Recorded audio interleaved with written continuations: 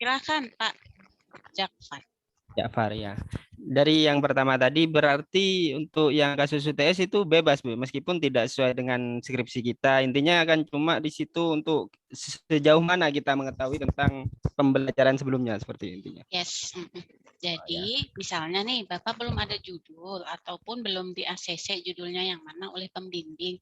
Bapak Ibu boleh ambil dari jurnal. Misalnya jurnal A mengatakan apalah judulnya apapun itu, tinggal diaplikasikan aja, kan suruh membuat yang nomor 1 rumusan masalah. Ya Ya, kan? Nah, rumusan masalah itu boleh mau diambil di jurnal itu. Kan ada tuh biasanya ada pendahuluan, kemudian ada metodologi penelitian, kayak gitu-gitu kan tinggal dijawab aja dari situ. iya, iya, siap. Terus selanjutnya Bu, masalah ini kan untuk pembimbing saya Pak Amin itu kan pengajuan judul ya lebih dari satu dan terus itu di apa harus dilampirkan jurnal-jurnal yang menyesuaikan seperti itu.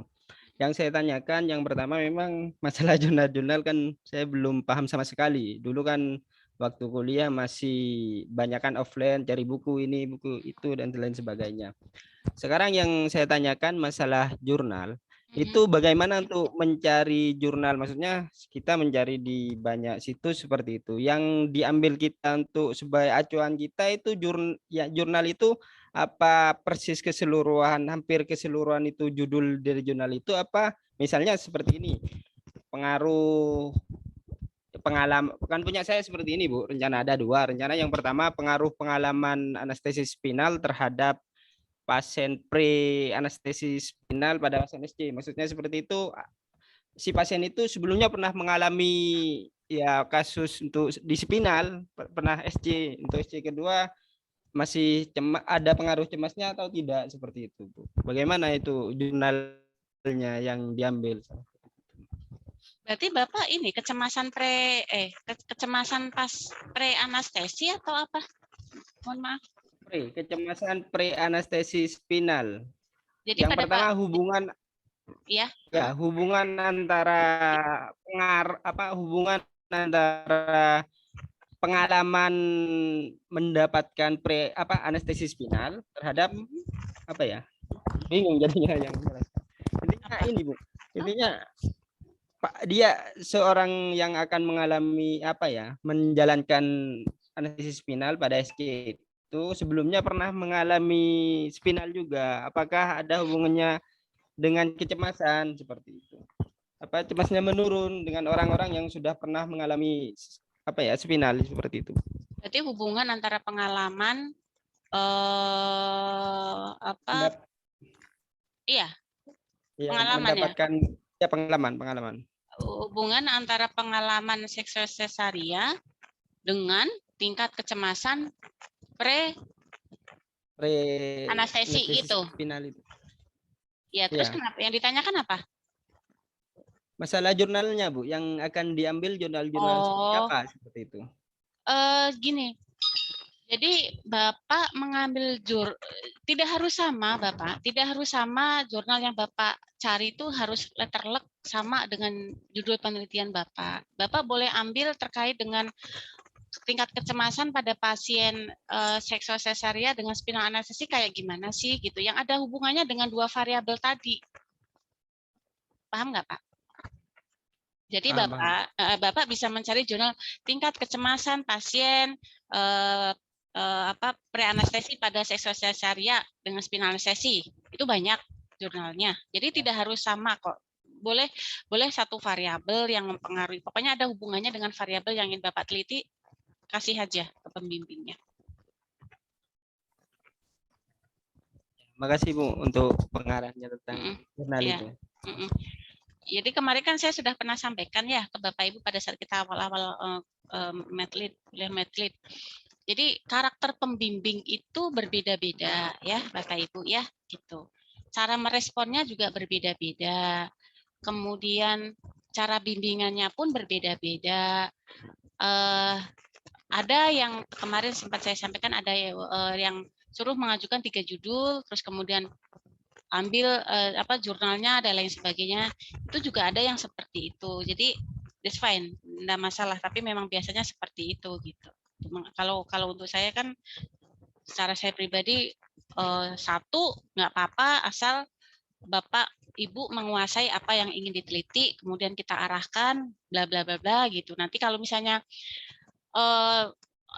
tadi ada beberapa yang konsul ke saya, Bu, ini dari SPA-nya nggak setuju, Bu, karena membandingkan obat etisnya kurang dan lain sebagainya gitu ya. Walaupun banyak jurnal juga yang membandingkan obat A dengan obat B, apalagi apoteker gitu ya, obat A dan obat B juga gitu. Ya enggak masalah kalau memang nanti di tempat penelitiannya Bapak Ibu ada kendala, jangan diterjang ya gitu. Kalau memang perlu dengan konsul SPAN karena Bapak Ibu mau melakukan penelitian di situ, apa masukan jangan diterjang. Makanya tadi ada yang WA ke saya, mahasiswa bimbingan saya juga gitu. Bu, di saya ini Bu, membandingkan obat nggak boleh katanya gitu. Oh ya sudah gitu. Jadi ambil yang jangan memperberat Bapak Ibu. Saya juga sama kok. Saya mau mengambil penelitian di rumah sakit A, di rumah sakit A etiknya saya ini apa maksudnya bermasalah. Maksudnya bukan bermasalah, maksudnya akan repot nanti gitu. Karena pada saat uji etik itu kan di sidang terutama untuk yang perlakuan gitu. Kalau yang nggak perlakuan biasanya tidak akan menempuh uji etik yang terlalu ribet gitu. Tapi di rumah sakit B, karena di rumah sakit B itu welcome, nggak ada masalah, ya saya bisa tetap nggak ada masalah dengan etiknya. Jadi sesuaikan dengan tempat penelitiannya Bapak Ibu ya. Gitu. Oke, ya udah 76. Bu, boleh tanya Bu? Ibu, saya mau iya. tanya lagi Bu. Maaf. Ya. Oh, Siapa Pak Alwi dulu kali ya? Ya Pak Alwi mau nanya. ya boleh. Tadi siapa yang mau nanya ya? Saya, Pak Bu. Fandi. Iya, silahkan Pak Fandi. Ya Bu. Bu, maaf, saya mau tanya masih soal UTS-nya Ibu, metode penelitian.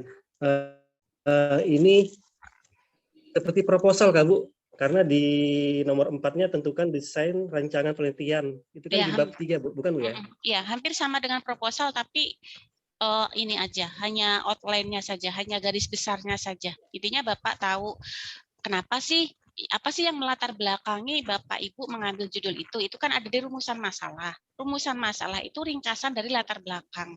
Jadi 1 atau 2 alinea aja udah cukup. Terus pertanyaan kedua apa ya Pak, saya lupa. Tujuan, hipotesis kalau nggak salah. Itu juga sama, manfaat juga ya, sama. Tujuan umum dan hipotesis. Ya, sama ya? variabelnya Bu, menentukan variabel. Variabelnya kan ada ya variabel terikat, variabel bebas ya. Terikat, bebas, pengganggu. Kalau ada variabel pengganggunya tuliskan, berarti kalau nggak ada ya berarti nggak usah. Terus untuk judulnya Bu, selain dari lingkup anestesi, apakah boleh di luar lingkup dari anestesi misalnya gitu Bu, untuk judulnya, tapi tentang kesehatan juga?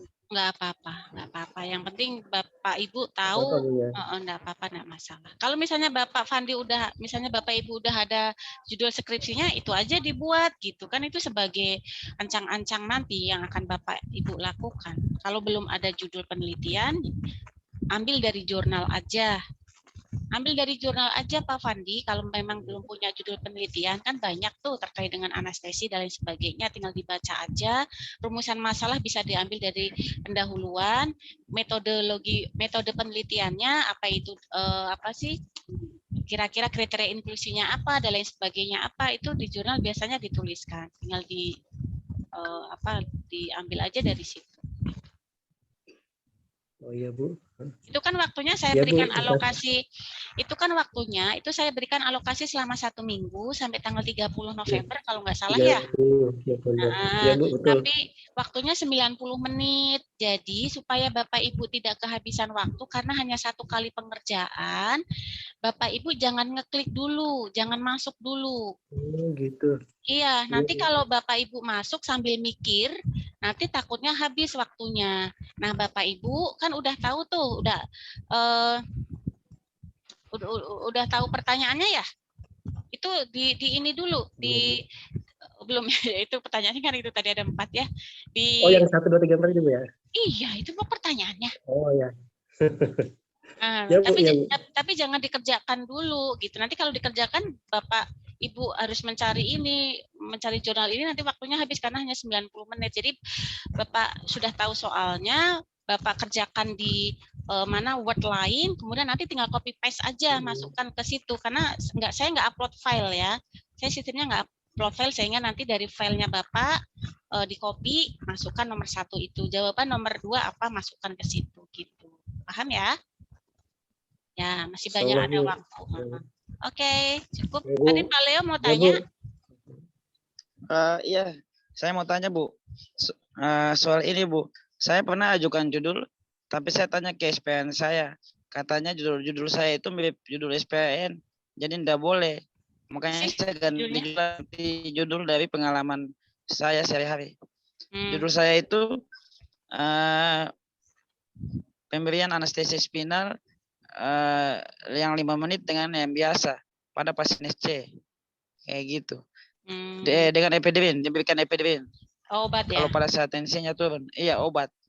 Ya, gitu. Ya memang, iya maksud saya tadi seperti tadi ada yang tidak disetujui oleh SPAN-nya, ada yang setuju ya, kita ngikut aja ya, ikut aja. Ya, jadi saya ganti jadwal dan juga Bu, ini saya bukan ambil dari jurnal Bu, ini saya ambil dari keseharian saya. Apakah itu boleh? Apa judulnya? Aduh, saya lupa, bukan judulnya, ada 3. Boleh, nggak apa-apa. Nggak masalah. Siap Bu, makasih. Sebagai pelatihan. Ya, boleh. Makasih Bu. Sudah ada 90, kita mulai ya. Nanti kalau ada yang mau ditanyakan, Bapak Ibu langsung bertanya ya, gitu. Tidak usah nunggu sampai selesai. Ini kalau nggak salah materi saya yang terakhir sebelum tanggal 27 Bapak Ibu presentasi outline ya. Jadi ini materi terakhir. Kalau misalnya ada yang kurang paham, masih bingung terkait dengan judul, tema dan lain sebagainya, kita sharing saja di sini. Salah. Kita harusnya kan ini ya, kemarin ini harusnya ini saya sedikit singgung terkait dengan variabel dan definisi operasional penelitian.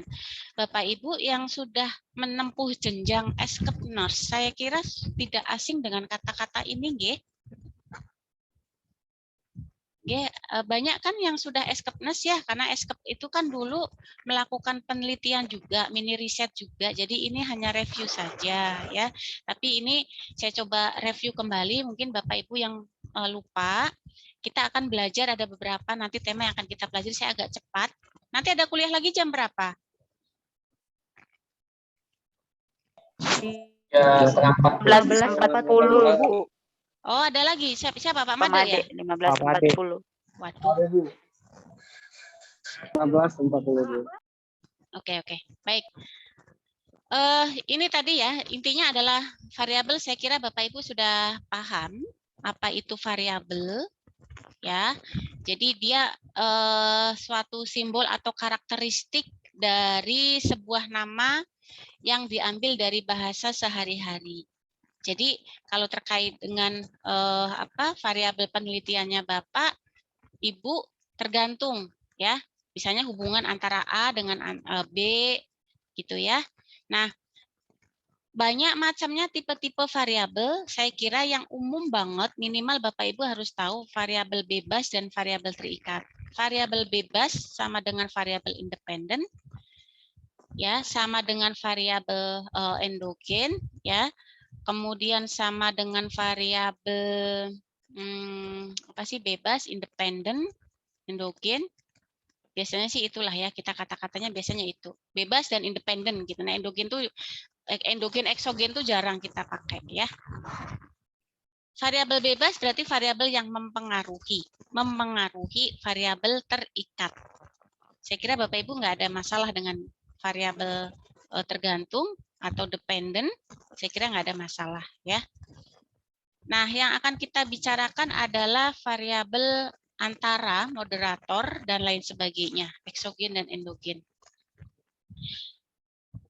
Misalnya ini, jadi Bapak Ibu jangan terpancang pada kayak tadi ada mahasiswa PA saya, Pak Marsilan ya, Bapak.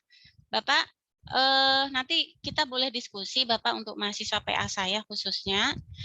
Bagi yang belum ada judul dan Bapak Ibu kesulitan untuk ke ranah anestesinya bagaimana, ranah anestesi itu tidak harus ke anestesian tapi banyak ya, bisa manajemen, tenaga kesehatan, pengembangan profesionalisme dan lain sebagainya banyak sebetulnya. Nah, ini saya berikan contoh untuk manajemen misalnya ya.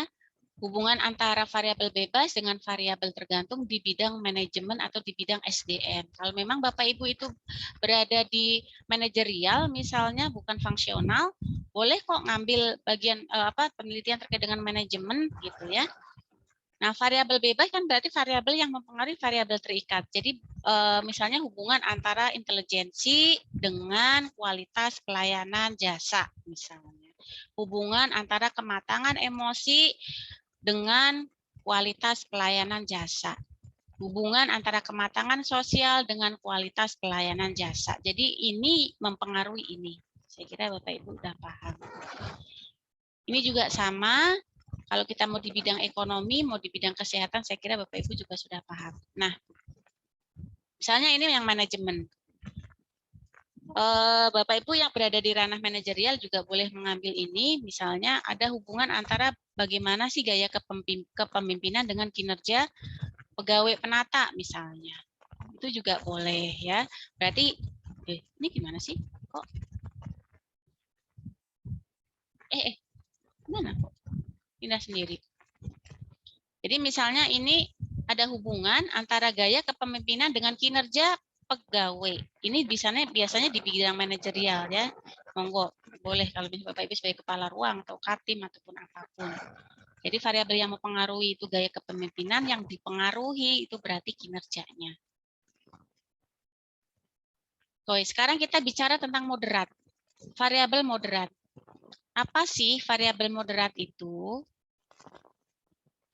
Variabel moderat adalah variabel yang faktornya diukur atau dimanipulasi untuk mengetahui apakah variabel tersebut mengubah hubungan variabel bebas dan variabel tergantung. Jadi moderat itu suatu variabel yang kira-kira kalau dia itu tidak diteliti ataupun diteliti akan mengubah variabel bebas dan variabel tergantung.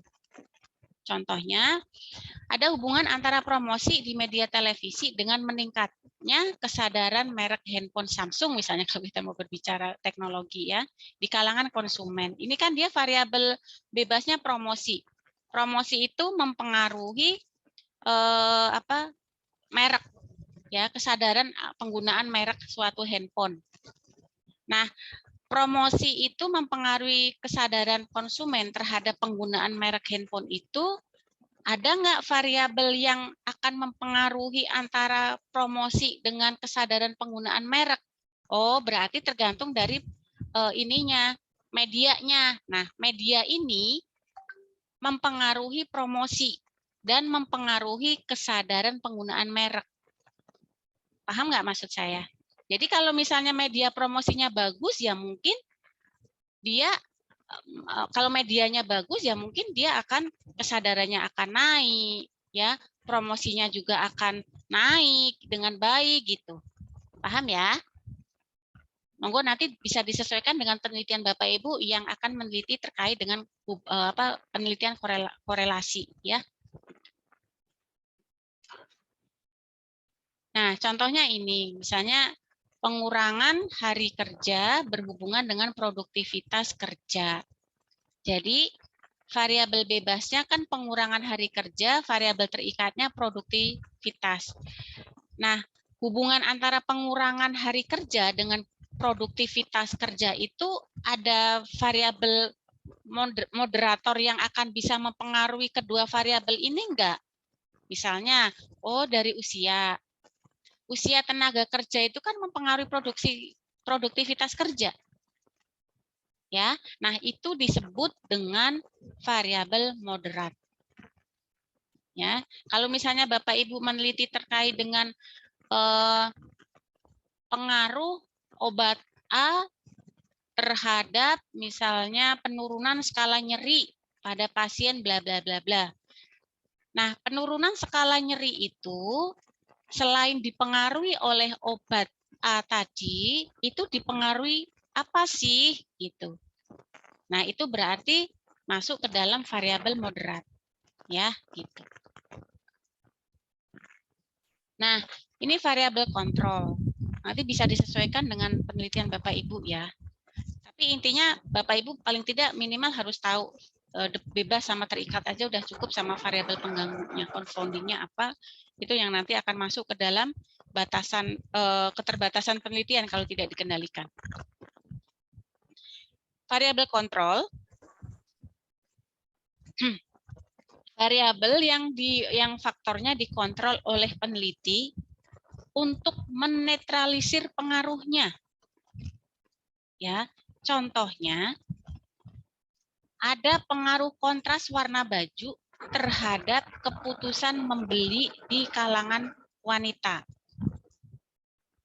Ya, jadi di judul ini itu sudah dikontrol, sudah langsung dispesifikkan ke judul bahwa langsung bukan pengaruh kontras warna baju terhadap keputusan membeli, tapi sudah langsung disampaikan di judul di kalangan wanita. Jadi wanita itu adalah sebagai variabel kontrol. Sama dengan misalnya misalnya ya pengaruh pemberian edukasi terhadap tingkat kecemasan pada pasien misalnya seksual sesaria misalnya. Ya, nah seksual sesaria itu kan berarti sudah dikontrol bahwa saya hanya ingin yang seksual sesaria saja, gitu, ya. Paham nggih Bapak Ibu? Jadi ini adalah ada dua pendapat bahwa di judul itu umum dulu boleh, baru nanti dituangkan secara detailnya di bab 3, ada yang mengatakan seperti itu, ada yang mengatakan bahwa di judul itu sudah harus spesifik. Misalnya, Bapak Ibu ada yang mau meneliti terkait dengan pengaruh pemberian aromaterapi terhadap skala nyeri. Ya, itu ada yang mengatakan oke, boleh seperti itu. Ada lagi yang berpendapat langsung aja dituliskan pengaruh pemberian aromaterapi terhadap penurunan skala nyeri. Jadi ada kata-kata penurunannya di situ. Paham maksud saya? Bisa dipahami nggak? Nggak, bingung? Bisa, Bu. Bisa ya? Bisa. Ya, kalau saya terlalu cepat, Bapak Ibu boleh boleh interupsi. Jadi intinya seperti itu ya. Jadi biasanya, tapi yang bagus Bu, judul bagaimana Bu? Judul yang bagus itu sudah ada variabel kontrolnya. Artinya kalau Bapak Ibu akan menurunkan, memberikan suatu edukasi tujuannya untuk menurunkan kecemasan, ya tinggal dituliskan aja pengaruh edukasi bla bla bla bla terhadap penurunan tingkat kecemasan. Ya, pemberian misalnya posisi elevasi apa terhadap peningkatan tekanan darah, misalnya seperti itu. Jadi sudah ada ini, sudah jelas bahwa pemberian posisi ini bisa meningkatkan tekanan darah gitu. Ya, gitu. Jadi itu namanya adalah variabel kontrol. Ya, atau di sini Bapak Ibu spesifikkan pada anak misalnya, pada wanita, pada khusus yang spinal, pada khusus yang SC, pada khusus yang operasi mayor, kayak gitu-gitu, itu adalah variabel kontrol, ya. Gitu.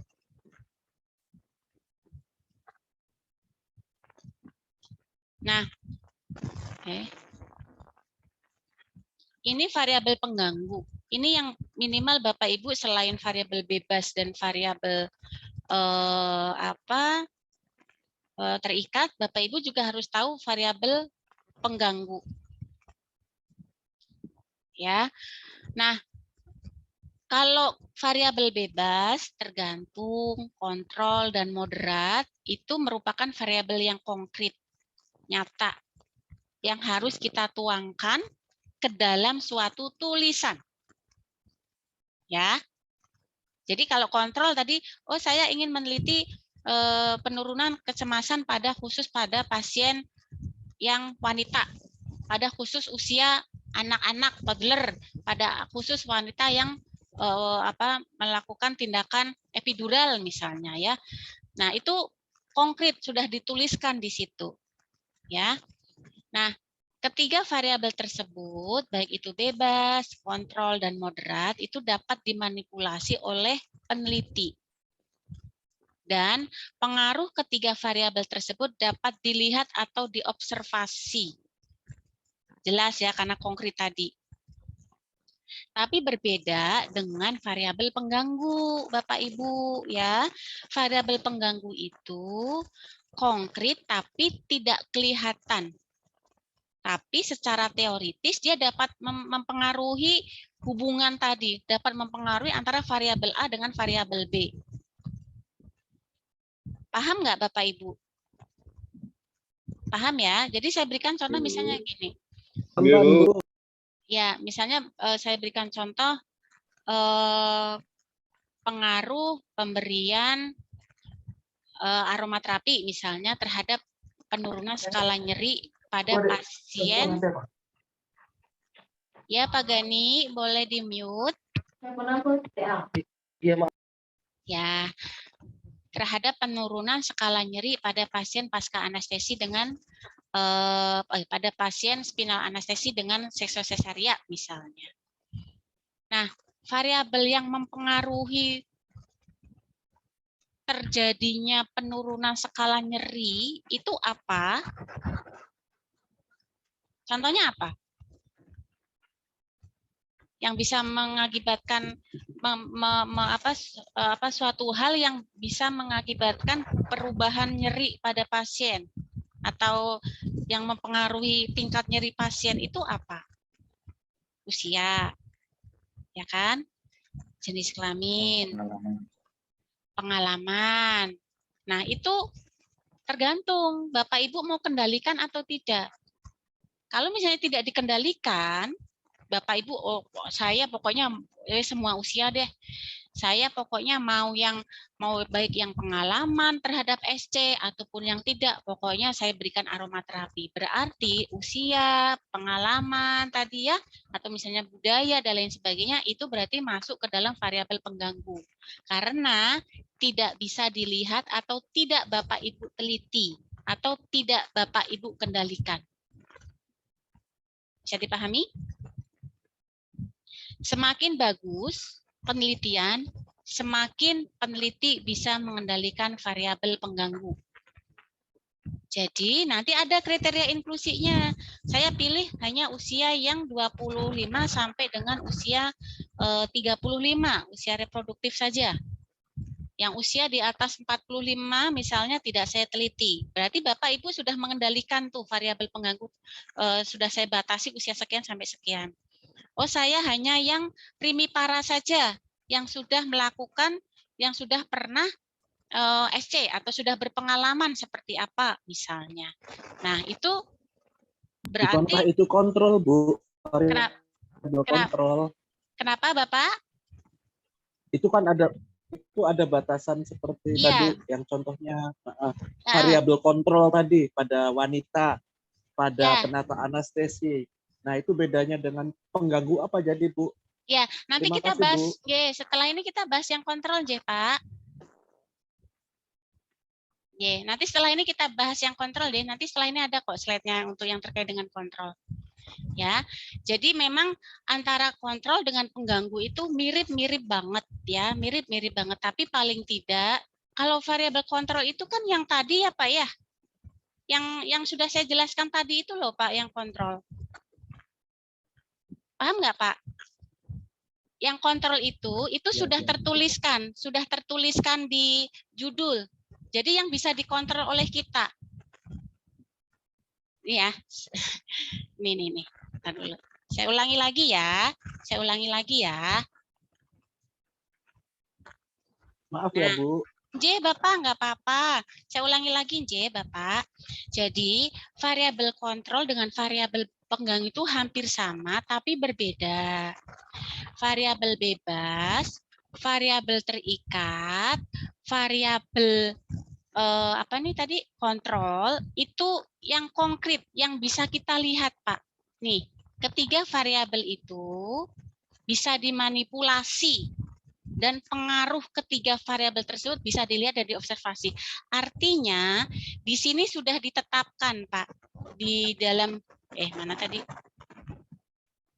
Nah, di sini sudah ditetapkan di judul.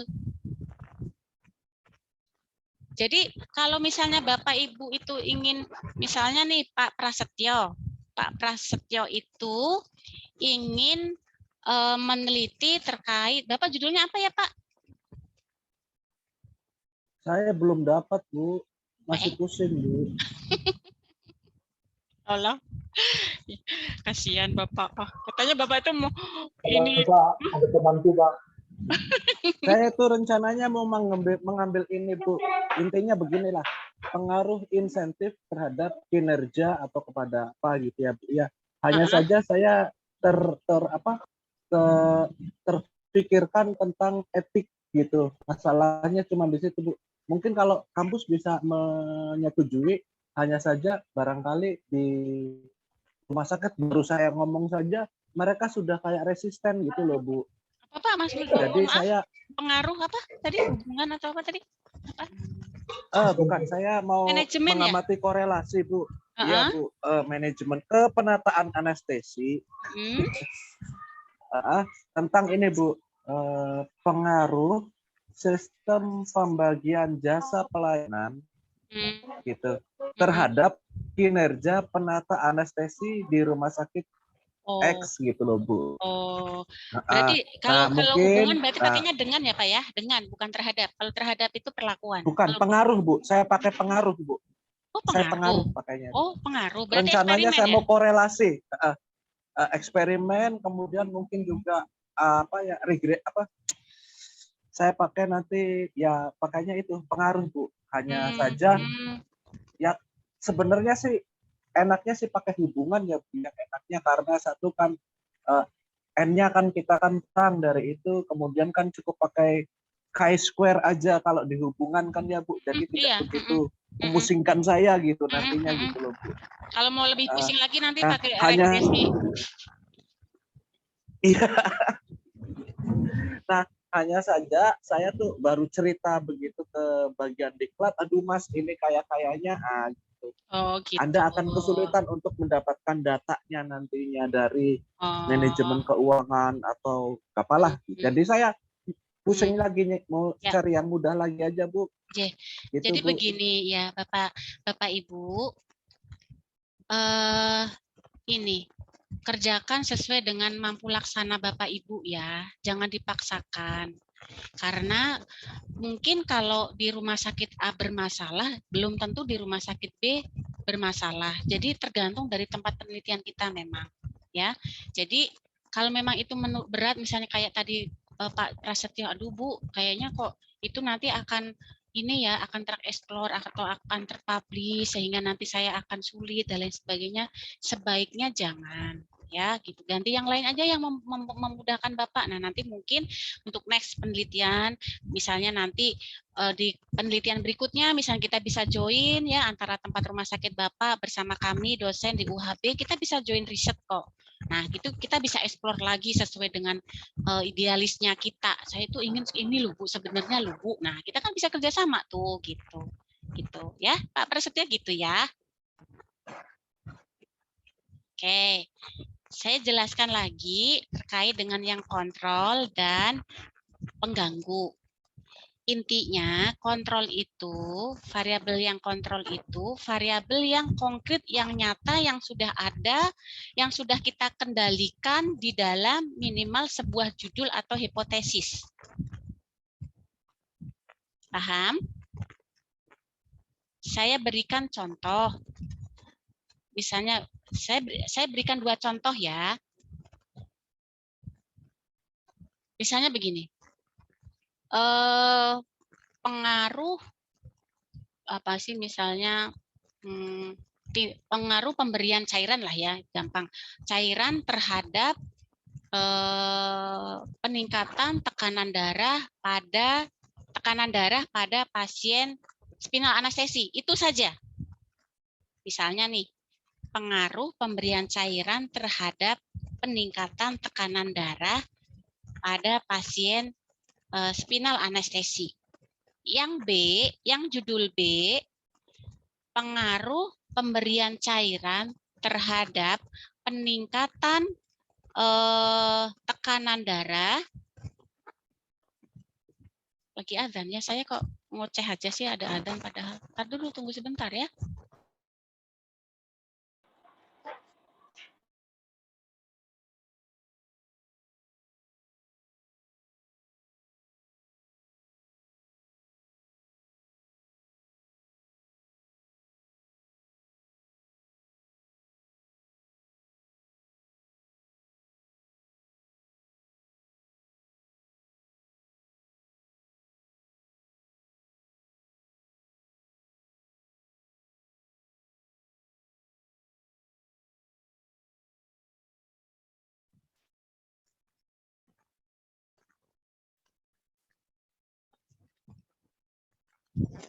Oke, sudah ya.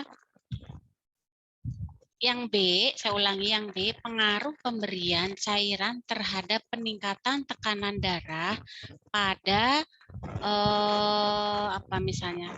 Pada spinal anestesi dengan tindakan seksual teknik spinal anestesi dengan seksual sesaria.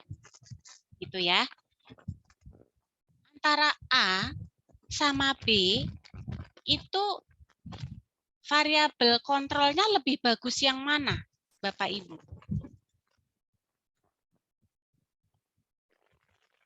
Yang B. Ya, B ya. B, karena sudah saya spesifikkan di situ yang A itu hanya spinal anestesi aja. Mau dia pakai operasinya herniotomi, hemoroid, mau pakai operasinya apa gitu, saya tidak melihat itu. Sehingga kontrolnya saya hanya spinal anestesinya saja. Tapi yang B itu sudah saya spesifikkan, yaitu khusus pada pasien SC. Karena SC itu ya operasinya SC, lama tindakannya ya segitu. Karena lama tindakan itu menurut teorinya misalnya ya lama operasinya itu akan mempengaruhi terjadinya apa misalnya hipotensi misalnya. Artinya kan itu saya bisa mengendalikan variabel kontrol saya. Saya khusus yang pasien SC saja. Paham maksud saya, Bapak Ibu? Paham, J? Iya, Bu. Akan berbeda dengan yang variabel pengganggu. Kalau yang variabel pengganggu tadi, ya misalnya judulnya pengaruh pemberian cairan, loading cairan terhadap peningkatan tekanan darah pada dengan teknik anestesi spinal pada pasien sesaria. Nah, judulnya itu. Tapi variabel pengganggu yang lain itu kira-kira yang mempengaruhi terjadinya peningkatan tekanan darah pada pasien selain preloading cairan apa? Pemberian metergin. Obat. Pemberian oksitosin. Obat ya, satu. Obat akan berefek. Ya, apalagi? Pemenang. Usia, ya usia misalnya. Terus kemudian apa lagi misalnya? Jumlah perdarahan. Ya wes, jumlah perdarahan iya. Usia, jenis kelamin mungkin juga. Nah itu merupakan variabel pengganggu Bapak Ibu. Ya, nah variabel pengganggu ini kan nggak kelihatan di judul kita itu nggak kelihatan. Di hipotesis kita juga nggak kelihatan. Nah, nanti Bapak Ibu akan kendalikan di apa? Misalnya di kriteria inklusi. Untuk mengendalikan ini supaya tidak bias, itu di kriteria inklusi. Saya pilih usia yang sampai sekian aja. Oh, saya pilih untuk yang laki-laki aja. Oh, saya pilih untuk yang tidak terjadi perdarahan dan lain sebagainya. Gitu. Sehingga itu nanti masuk ke dalam bab 3. Tapi kalau misalnya Bu, lah nanti terlalu dibatasi kayak gitu, ya saya nggak dapat sampel. Nah, nggak masalah, nggak apa-apa. Berarti itu nanti akan menjadi keterbatasan penelitian Bapak Ibu. Karena Bapak Ibu tidak bisa mengendalikan variabel pengganggu. Jelas? Understand ya? Putus-putus kah suara saya? Jelas, Bu. Jelas, Oh, Bu. iya. Cuma bingung jawabnya. Jelas. Iya, Jelas, Bu. kirain putus suara saya. Ya, oke, lanjut. Jelas. Jelas, Bu. Ya. Ini moderat sama tadi ya. Nah, misalnya ini saya berikan contoh misalnya apa ini? Oh, nggak bisa ya. Nah, ini contohnya adalah hubungan antara banyaknya penusukan dengan terjadinya postural puncture headache. Kita ketahui bersama bahwa PDPH itu kan banyak faktor yang mempengaruhi. Nah, kita akan lihat variabel independennya apa, variabel dependennya apa. Nah, nanti faktor-faktor yang mempengaruhi terjadinya PDPH itu apa? Kita bisa kendalikan atau enggak? Gitu ya. Ini kalau kita hubungkan dengan anestesi. Oke, any question sampai di sini? Jelas ya. Sekarang definisi operasional terkait dengan, saya kemarin soal UTS-nya ada ini enggak ya? Lupa saya. Ada ya? Ada. Ada 4 soal. Tidak ada. Ada? Tidak ada. Ada. Oke, baiklah, tak ada. Iya. Ya, Bapak Ibu. Adanya variabel, Bu. Oke. Tadinya, Variabel ada. ya, tadinya mau Variabel bebas sama variabel terikat sama pengganggu. pengganggu Katanya ya. itu, katanya ada gitu. Saya belum kasih. Ya, Mas. Tadinya mau saya kasih soal nomor sampai nomor 5 ada definisi operasionalnya atau DO-nya. Tapi oh ya kan saya belum kasih ya, nanti takutnya malah bingung. Definisi operasional dengan definisi teoritis berbeda, Nje. Ya, berbeda. Jadi kalau definisi variabel yang Bapak Ibu sudah tentukan antara A dan B itu harus didefinisikan secara operasional dalam lingkup penelitian Bapak Ibu. Ingat, definisi teoritis dengan definisi operasional is different. Berbeda ya. Mengapa? Jadi, mengapa sih ada definisi operasional? Jadi, ini didefinisikan agar lebih mudah dicari hubungannya antara satu variabel dengan variabel yang lain dengan sekalian skalanya apa, pengukurannya dengan apa. Makanya kemarin kan ada mungkin di antara Bapak Ibu yang diminta untuk membuat outline dulu. Itu supaya paham Bapak nanti Bapak Ibu mau mengukurnya dengan cara apa, kemudian skalanya nanti dengan apa, karena skala itu berhubungan dengan analisis datanya Bapak Ibu, ya gitu, sehingga harus dituangkan ke dalam definisi operasional ini. Jadi kalau misalnya Bapak Ibu akan meneliti terkait dengan hubungan antara banyaknya penusukan dengan terjadinya PDPH, Bapak Ibu berarti harus bisa mendefinisikan yang dimaksud dengan banyaknya penusukan itu Bapak Ibu akan batasi sampai seperti apa sih? Bisa saja penelitiannya Pak Teguh dengan penelitiannya Pak Alwi judulnya sama, tapi di definisi operasional bisa berbeda. It's fine.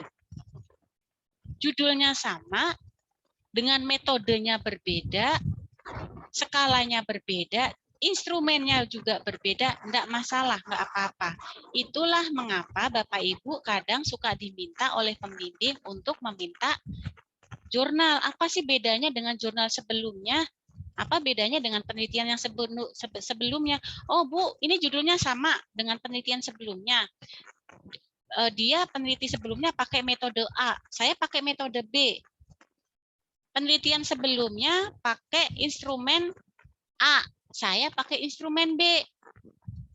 Metode penelitian sebelumnya pakai kuantitatif, saya pakai kualitatif, misalnya begitu. That's fine, nggak apa-apa ya. Jadi nggak ada masalah kalau mau judulnya mau sama, tergantung pendekatannya Bapak Ibu mau sejauh mana. Nah itu harus ditentukan di dalam definisi operasional. Ya. Tanpa mengoperasikan suatu variabel atau tanpa mendefinisikan suatu variabel, peneliti akan susah dalam menentukan hubungan. Misalnya, saya akan memberikan senam asma. Ya, pengaruh senam asma terhadap apa misalnya? Peningkatan hormon kortisol pada penyandang asma atau PI misalnya, atau asma yang alergi. Misalnya nih, saya mau melakukan penelitian itu. Nah, saya kan harus mendefinisikan operasional bahwa senam asma yang saya berikan itu seperti apa sih, gitu. Gerakannya apa, akan dilakukan berapa kali seminggu, selama berapa menit senam asma yang saya berikan, ya. Kemudian dilakukannya, suara saya putus-putus nggak? Kok gambarnya Bapak Ibu terdiam? Jelas, tidak Bu. Jelas Bu. Oh jelas. Oh, Jelas sorry. Sinyal saya berarti. Ya. Bu. Ya. Jadi seperti itu ya. Jadi itulah. Jadi misalnya pengaruh pemberian senam asma terhadap peningkatan hormon kortisol pada penyandang asma atau PI, misalnya seperti itu. Jadi Bapak Ibu harus bisa mendefinisikan senam asma yang saya maksudkan yang seperti apa sih gitu. Oh, saya akan membatasi senam asma, gerakannya ada A, B, C, D. Saya berikan 1 minggu, responden saya 3 kali. Saya akan lakukan selama 60 menit, misalnya. Selama melakukannya 1 minggu pagi dan sore, misalnya. Nah, itu silakan didefinisikan di definisi operasional. Misalnya judulnya sama-sama peneliti A dan peneliti B akan melakukan tindakan pemberian senam asma misalnya, atau mau aromaterapi lah misalnya, ataupun apapun. Itu tergantung nanti dari ini definisi operasional masing-masing dari sang peneliti. Jelas ya? Saya kira Bapak Ibu sudah jelas. Any question sampai di sini?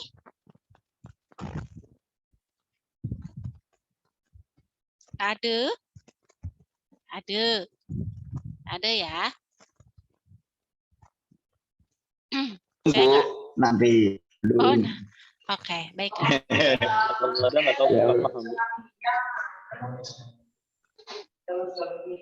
Belum.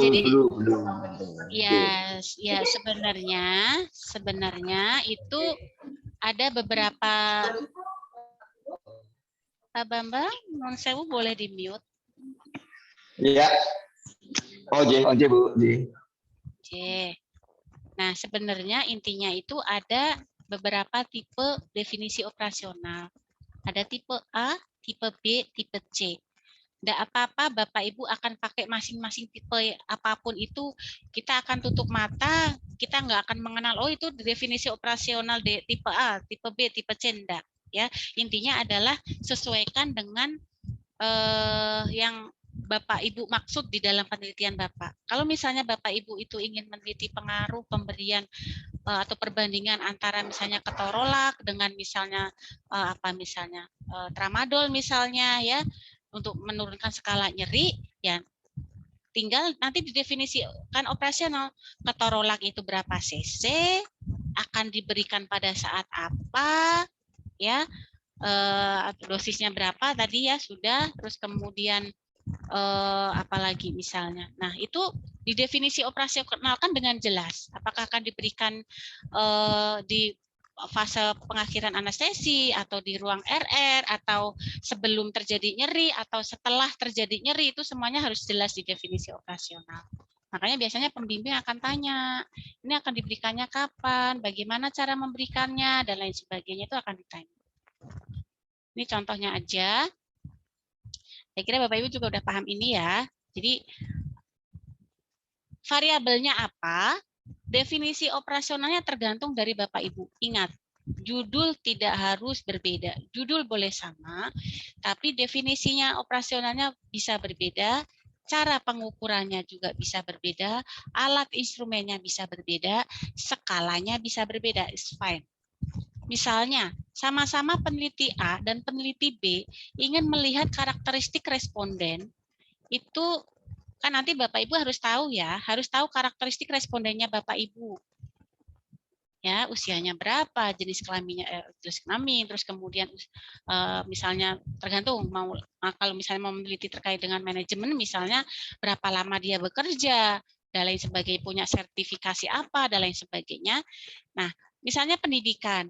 Pendidikan ini tergantung nanti Bapak Ibu akan mengklasifikasikan apa. Oh, saya hanya mau yang saya hanya mau yang S-Kepnes ke atas aja misalnya, atau saya hanya mau yang D4 saja, yang masih D3 nggak saya pakai misalnya. Oh, saya mau untuk SDM-nya yang khusus penata aja, yang dari D3 anestesi. Saya tidak mau pakai yang misalnya keperawatan dengan pelatihan misalnya. Terserah itu Bapak. Nah, itu masuknya di situ ya. Monggo. Oke. Variabel saya kira nggak ada masalah. Sekarang skala. Bapak Ibu sudah paham ya bedanya masing-masing skala? Kayaknya saya sudah pernah menyinggung ini deh.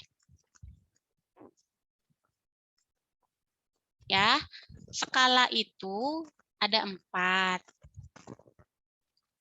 Ya, kalau yang nominal ini nanti wajib Bapak Ibu harus tentukan di DO ya. Biasanya di mana nih? Di bagian di definisi operasional yang bagian paling pojok kanan tuh biasanya harus dituliskan skalanya apa, karena ini akan menentukan nanti teknik analisis data Bapak pakai apa ya. Nominal saya kira Bapak Ibu udah paham ya, apa arti nominal? Saya hanya mereview saja. Nilai, Bu. Nilai maksudnya apa?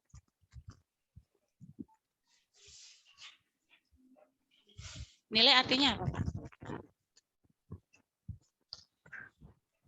Beda dengan ordinal. Jadi kalau apa itu kenapa ini nggak bisa ya? Oke. Jadi kalau nominal itu dia variabelnya itu terpisah, tidak ya dan tidak, laki-laki perempuan, terus kemudian menikah tidak menikah, ya, kerja tidak bekerja, itu nominal, ya, tuh. Nanti tergantung variabelnya Bapak Ibu apa, silahkan.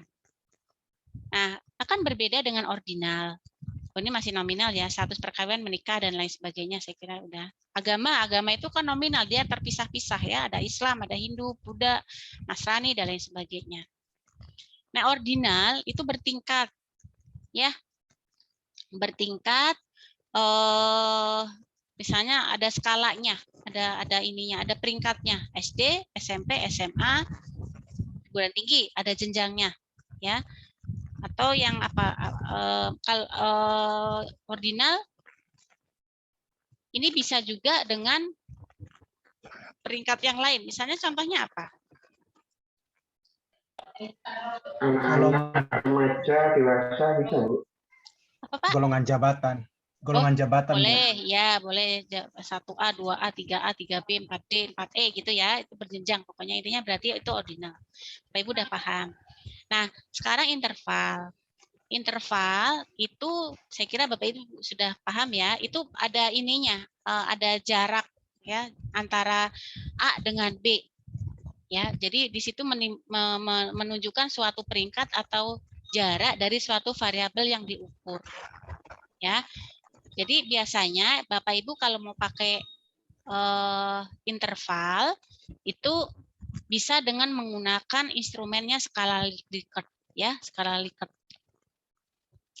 Misalnya Bapak Ibu ingin, oh gimana sih kinerja dari penata anestesi di rumah sakit X. Bapak Ibu membuat tuh kuesionernya, ya, misalnya ada 30 pertanyaan atau 20 misalnya, tinggal nanti disebarkan sangat setuju, setuju, ragu-ragu, tidak setuju atau sangat tidak setuju. Itu berarti namanya adalah interval. Ya, karena ada ini. Nah, kalau rasio itu di sini ada nilai nol mutlak. Ya, jadi saya berikan contoh. Apa nih? Kok hilang? Maaf, suaranya tidak terdengar. Oh, tidak terdengar suara saya. Terdengar, Bu. Jelas, Bu. Jelas, Bu. Jelas. Oh, kok ada yang chat tidak terdengar? Jaringan Ibu ya, tempat tinggalnya. Ya, oke. Jadi kalau rasio itu dia ada angka nol mutlaknya ya, gitu. Kalau yang interval nggak ada, ya, karena dia jarak ya, jadi tidak ada nilai ini. Oke. Nah, berikutnya menyambung ke teknik analisis data. Masih semangat nggak Bapak Ibu? Baterai saya mau habis. Bapak Ibu silakan kalau ada yang mau ditanyakan sambil. Ya dong, harus semangat dong. Tanya, Bu. Ya, silakan Pak. Saya ngecas. Ya, saya tanya, Bu. Untuk penulisan definisi operasional itu dengan tabel seperti yang tadi Ibu share begitu ya, Bu? Iya, apa memang harus dengan tabel, Pak. Tabel ya. Oke. Artinya tidak narasi misalnya ini 0, sekian enggak ya? Enggak, dengan tabel. Oh iya. Oke, nanti dibuat tabel, variabelnya apa, definisi operasionalnya apa, kemudian skala pengukurannya, skala instrumennya pakai apa, ya, instrumennya pakai apa, kemudian skalanya apa, gitu. Oke, gitu Pak Mumbani. Ada lagi, Bapak Ibu? Terima kasih, Bu. Cukup. Nah, ini yang membuat kita agak-agak luar biasa ya. Tapi Pak, kok berek-berek Pak suaranya? Pak Mumbani. Ya, oke. Suara apa itu Pak? Kipas ya. Sama Pak, saya juga kipasan di sini. Panas. Bapak Ibu, ini berkaitan dengan yang tadi sudah kita bicarakan. Ya. Ini berkaitan dengan apa yang sudah kita bicarakan. Sekarang kita teknik analisis data, tapi saya tidak akan lama-lama. Intinya adalah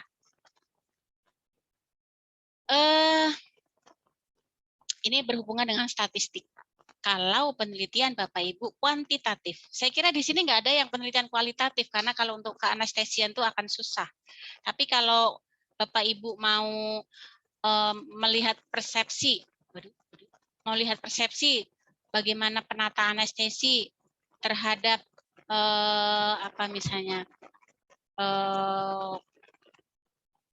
pasti kinerja kepala ruang misalnya. Atau bagaimana kepuasan anestesi, penata anestesi terhadap tunjangan misalnya saja gitu ya. Kalau tadi Pak siapa tadi ya, Pak Prasetyo ingin melihat antara apa bagian keuangan dan apa, boleh dilihat dari persepsinya saja Pak gitu. Jadi jangan langsung ke sana, jangan langsung meneliti bagaimana hubungan antara apa terkait dengan keuangan dengan apa misalnya kesejahteraan misalnya ya kalau misalnya Bapak ingin tetap meneliti iya misalnya Bapak ingin tetap itu diiniin aja, dilihat dulu aja persepsinya gimana sih penata itu sebenarnya saya udah kerja kayak begini-begini misalnya udah banyak tindakan kayak begini, tapi kok begini gitu. Dilihat dulu persepsinya seperti apa. Nanti hasil dari persepsi itu nanti bisa disampaikan ke manajerial. Nah, terus kemudian nanti bisa dilakukan penelitian lanjut. Ini loh hasil penelitiannya tuh bahwa penata anestesi di sini tuh banyak yang seperti ini, mengalami persepsinya negatif misalnya, sehingga itu bisa menjadi masukan. Itu bisa dengan kualitatif, enggak masalah. Nanti kita akan bicarakan tentang kuantitatif dan kuali. Saya kira Bapak Ibu sudah paham tahapan-tahapan dari suatu analisis data, ya. Bapak Ibu harus bisa melakukan sebuah persiapan di dalam suatu analisis data. Minimal Bapak Ibu harus punya master tabel. Ya, jadi misalnya Bapak Ibu Bapak Ibu punya selembaran misalnya seperti ini misalnya. Nggak kelihatan ya? Ya pokoknya intinya gimana sih nggak kelihatan, saya pakai background. Nah, pokoknya intinya punya selebaran, nanti nomor berapa, nama respondennya siapa, atau boleh pakai inisial boleh, umurnya berapa, jenis kelaminnya apa, lama dia tindakannya apa, tergantung nanti penelitiannya Bapak Ibu apa. Jadi Bapak Ibu punya catatan, itu persiapan salah satunya untuk master tabel, ya gitu.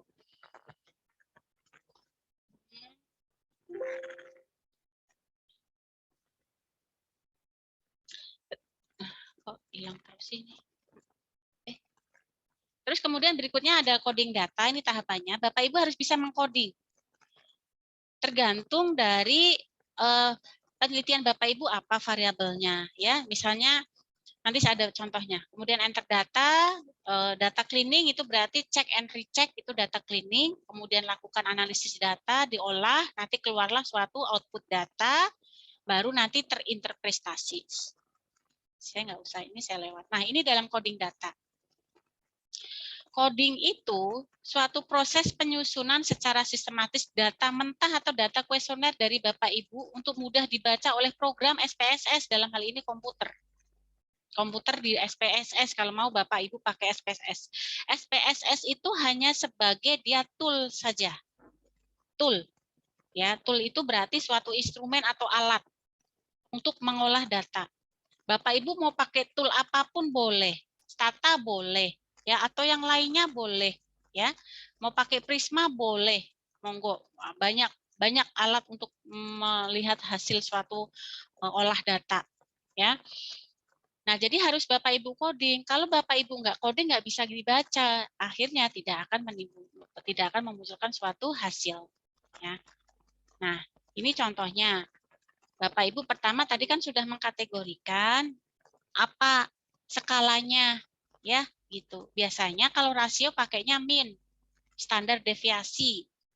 Contohnya misalnya kalau rasio ada berat badan, tinggi badan, ya, itu kan dia ada nilai mutlaknya. Tapi kalau suhu yang interval, misalnya EQ seseorang, suhu seseorang, rentang dari sekian sampai sekian, itu kan interval, tidak ada nilai nol mutlak.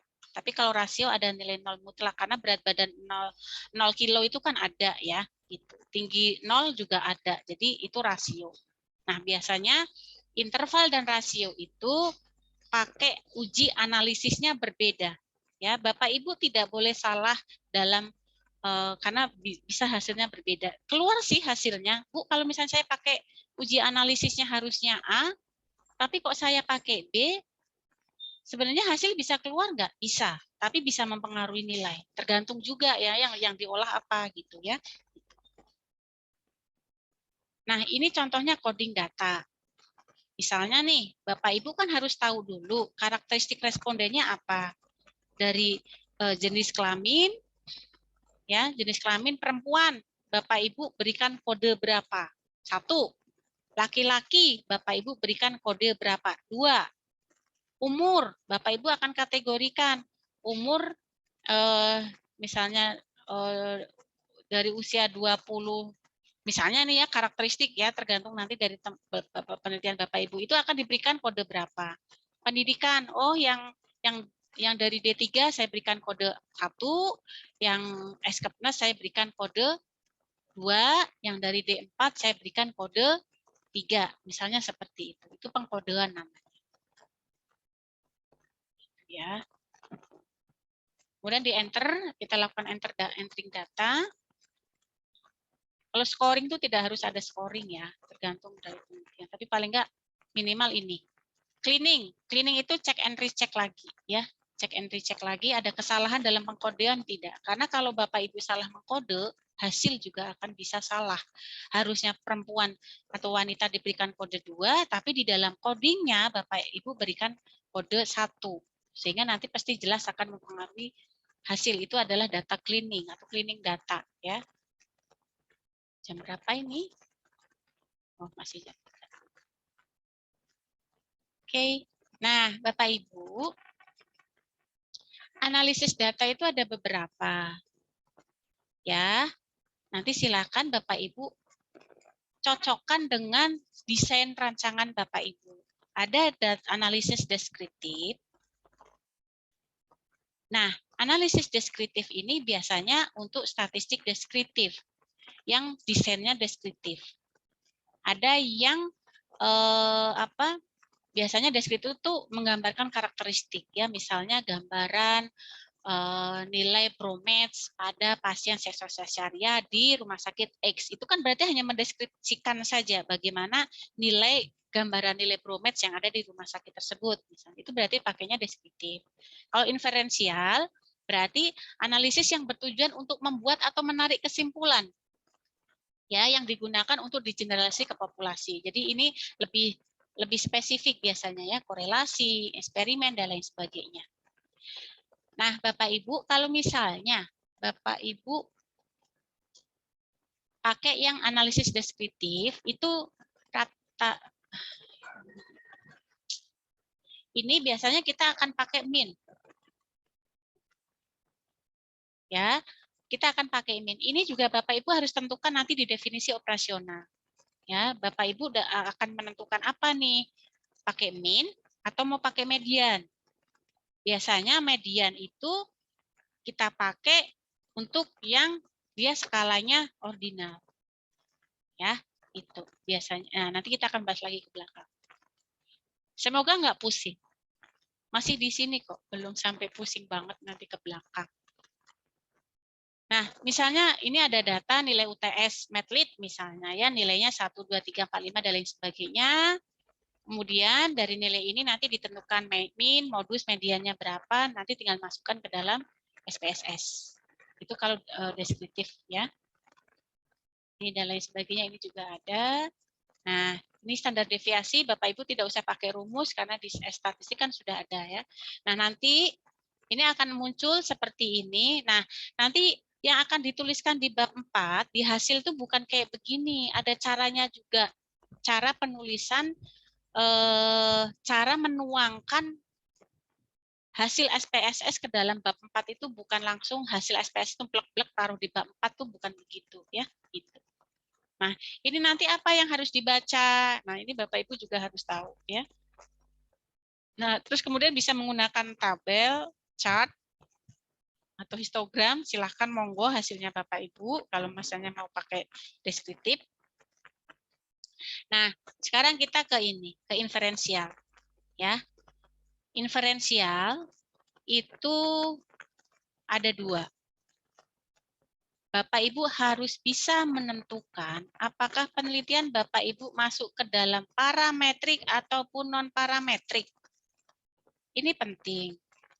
Ya, jangan sampai salah ini ya, jangan sampai salah menganalisis. Kalau misalnya Bapak Ibu, Bu, boleh nggak sih Bu, saya itu kan nggak paham SPSS, boleh nggak sih Bu kalau saya minta bantuan oleh orang lain yang ahli? Jawabannya boleh atau enggak? Boleh, Bu. Boleh. Boleh. Boleh, Bu, boleh. Boleh. Dan saja, Bu. Boleh, tapi pesan saya, Bapak Ibu tetap harus belajar ya. Maksudnya belajar, ini artinya apa? Ya, gitu. Kok nilainya 0,0 sekian? Kok ini lebih dari sekian? Dan lain sebagainya.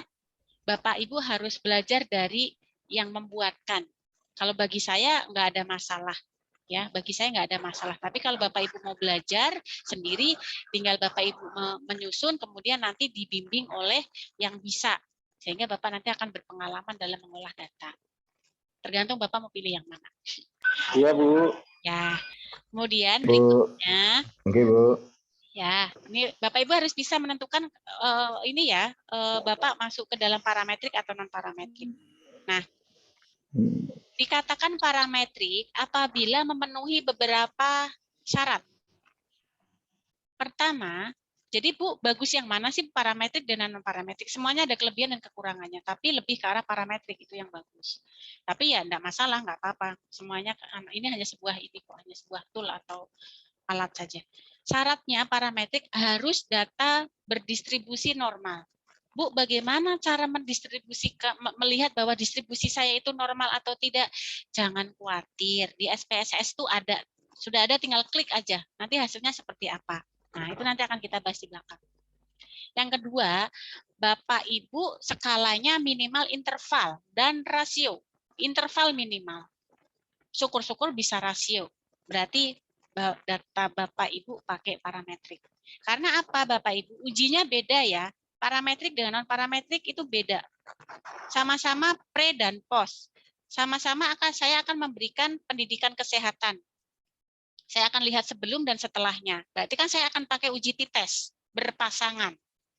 Tapi kalau data saya itu non-parametrik, karena datanya tidak berdistribusi normal, sehingga saya akan pakai Wilcoxon. Nah, itu sudah berbeda. Sudah berbeda sudah berbeda ini analisis. Tapi Bu, datanya bisa keluar nggak? Bisa. Tapi belum tentu benar hasil Bapak Ibu itu gitu. Ya, misalnya harusnya ada hubungan, ternyata nggak ada hubungan. Yang harusnya nilainya p-value-nya sekian akan berbeda nilai p-value-nya sekian karena apa? Salah dalam analisis data gitu. Ya, ini nanti silahkan Bapak Ibu lihat syaratnya saya masuk nggak sih di syarat yang parametrik. Berikutnya homogen. Cara melihat homogenitas juga ada di SPSS. Nanti ada ininya, ada apa? Tabelnya, ada kalau misalnya dia berdiferensiasi luas, konvergen, titik-titiknya itu nanti di SPSS konvergen, itu berarti tidak homogen. Dia mencar kemana-mana ya titiknya. Itu berarti nggak homogen. Jadi kalau homogen dia titik-titiknya akan ngumpul jadi satu. Ini apa ya? Jadi itu homogen. Linear dan dipilih secara acak. Ya, minimal 1, 2, 3 itu minimal terpenuhi kalau Bapak Ibu pakai uji parametrik. Kalau Bapak Ibu nanti kurang paham terkait dengan apa yang saya sampaikan, Bapak Ibu boleh searching di internet. Sebenarnya koyo foto parametrik itu gitu. Di YouTube juga ada. Nah, bagaimana kalau non parametrik? Non parametrik baru Bapak Ibu pilih kalau syarat-syarat di atas ini tidak terpenuhi. Bapak Ibu distribusinya tidak normal. Skalanya nominal dan ordinal. Tidak homogen misalnya. Berarti Bapak Ibu harus pakai non parametrik. Ya. Jadi misalnya saya antara sebelum saya berikan aromaterapi dan setelah itu tingkat nyerinya pasien kayak gimana sih? Misalnya kayak begitu. Oke, nanti saya akan melakukan uji di distribusi normal atau tidak dan ternyata kok nggak memenuhi. P-nya kok P-nya itu P-value-nya kurang dari 0,05, berarti kan tidak memenuhi ya. Itu berarti saya akan pakai non parametrik. Seperti itu. Nah, ini ada kelemahan dan kekurangannya. Kalau parametrik, Bapak Ibu, karena syarat untuk parametrik itu cukup bagus, berat, nggak berat sih, cuman ya lebih inilah ya, lebih baik gitu, sehingga dia memiliki kesimpulan yang dihasilkan lebih kuat dan akurat. Karena apa? Variabel confoundingnya ataupun homogenitasnya itu sudah bisa kita kumpulkan, sudah bisa kita serempakkan gitu ya. Kemudian kelemahannya, Bapak Ibu, kalau jumlah sampelnya sedikit, itu enggak bisa pakai uji parametrik. Enggak akan terpenuhi. Bisa nggak Bu diolah? Bisa, keluar datanya Bu, keluar gitu. Makanya perannya pembimbing di situ. Nek pembimbingnya orang ngoh, nek ternyata itu dalam pengambilan analisis datanya salah, yo salah hasilnya, dipublish pun salah hasilnya. Nanti kalau akan dipublish ke yang jurnal yang bagus nggak diterima karena apa udah salah dalam analisis data gitu. Jadi kelemahannya untuk parametrik ini memang harus jumlah sampelnya dia lebih besar dibanding dengan non parametrik, ya gitu. Kelemahannya non parametrik apa? Kesimpulan yang dihasilkan lebih lemah. Ya, nah non parametrik bagusnya itu boleh dengan sampel yang sedikit. Silakan Bapak Ibu bisa tentukan sendiri ya nanti mau pakai yang mana. Nah, ini untuk inferensial tinggal Bapak Ibu pilih seperti yang kemarin saya sudah sampaikan, mau pakai 1, 5 atau 10%. Nah, ini alurnya Bapak Ibu. Sistematika alur dalam Bapak Ibu akan menentukan sebuah analisis data, dimulai dulu, mulai thread. Bapak Ibu masuk ke dalam tipe datanya apa? Skalanya apa? Intervalkah, rasiokah, atau nominal atau ordinal? Berarti untuk memenuhi asumsi pertama, Bapak Ibu akan pakai parametrik, berarti di sini harus terdistribusi normal. 2 skala ini saja, kemudian normalitasnya itu terpenuhi, Bapak Ibu sudah bisa pakai parametrik. Ya. Kemudian ini ya, dari tipe datanya bagaimana, distribusi datanya apakah normal atau tidak, jumlah sampelnya Bapak Ibu berapa, pakailah parametrik. Tapi kalau yang di sebelah kanan, B, saya pakainya nominal atau ordinal. Distribusinya ternyata nggak normal. Nilai P-nya, P-value-nya dia kurang dari 0,05 misalnya.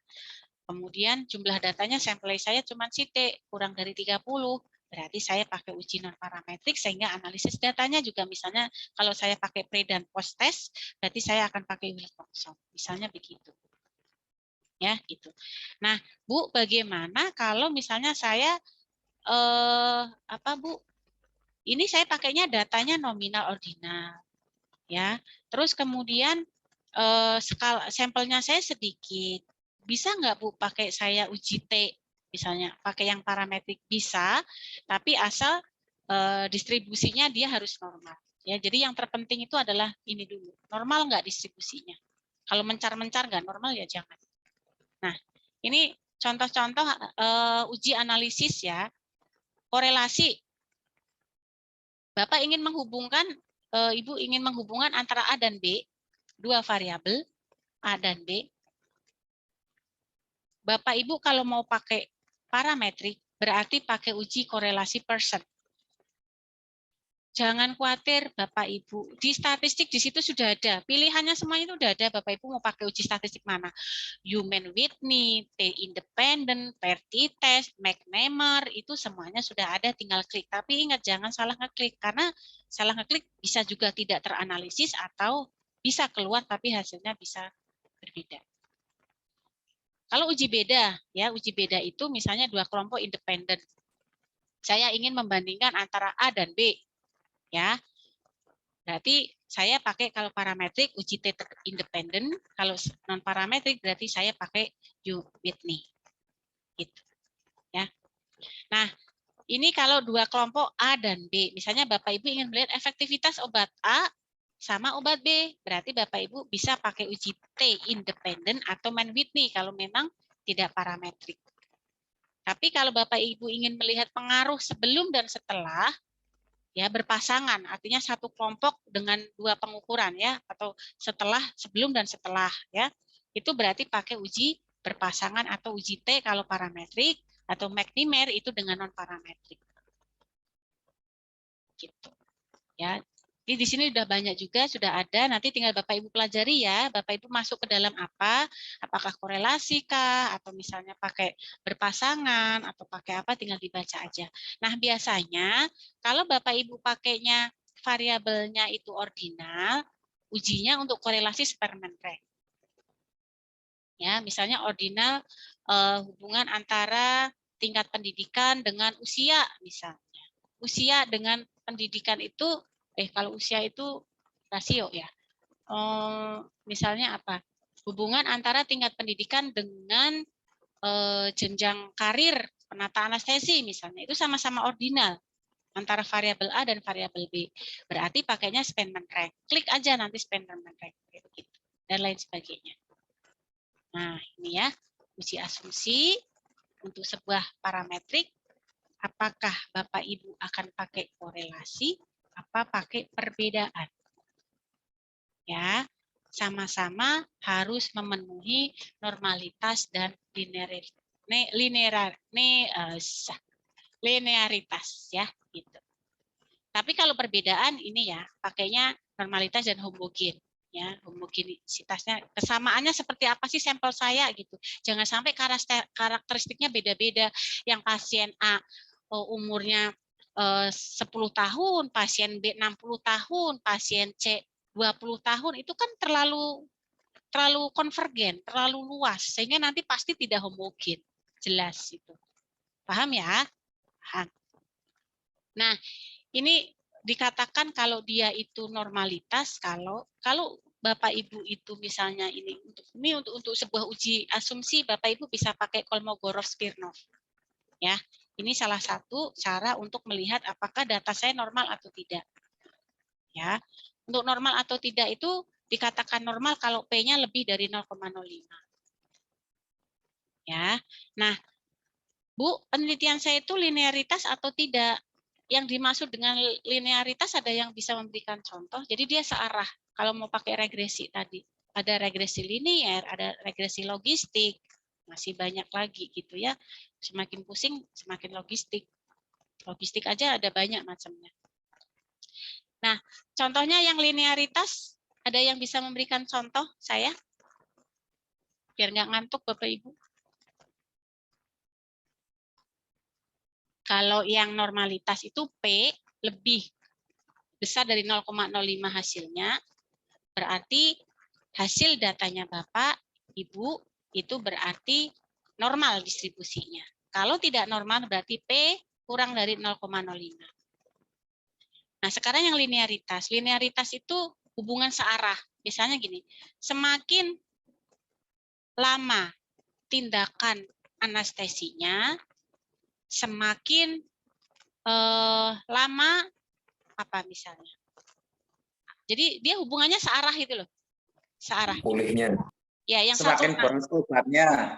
Ya, yang satu naik ya pasti yang satunya naik. Tapi kalau yang tidak searah itu yang satunya naik, yang satunya turun. Misalnya hubungan antara apa sih ya? Contohnya ya. Hubungan caring penata anestesi dengan dengan tingkat kecemasan pasien, misalnya. Hubungan caring penata anestesi dengan tingkat kecemasan pasien, misalnya. Semakin caring, semakin sikap penata caringnya bagus, kecemasannya akan turun, kan? Nah, itu berarti hubungannya linearitasnya gimana? Searah atau tidak? Positif atau negatif? Searah. Searah, Bu. Kok searah sih? Kalau caringnya bagus. Tidak searah. Iya, tidak searah. Ya, karena kan kamu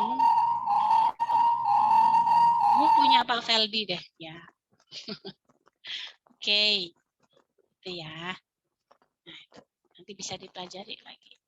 Nah, ini untuk uji normalitasnya tadi sudah saya sampaikan dikatakan normal kalau 0,05 lebih ya. Nah, nanti Bapak Ibu sudah punya aplikasi SPSS? Belum. Belum. Nanti Belum bisa punya, belum. nanti bisa di-download ya.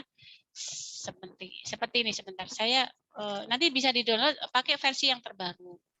Sebenarnya nggak jauh-jauh beda sih versinya, cuman sekarang ada versi yang terbaru 28 atau udah sampai 30 malah. Dulu zamannya saya kuliah banget tuh, SPSS saya jangan-jangan hilang nih, karena terinstall laptop saya. Coba ya, saya bukakan. Nanti di-download aja pakai yang terbaru. Oh iya, hilang. Data ini saya hilang, hasil saya hilang. Karena laptop saya terinstall sehingga semua aplikasi hilang masalah. Nanti bisa di-download versi terbaru SPSS. Itu. Nah, nanti kalau nggak bisa dibantu kok.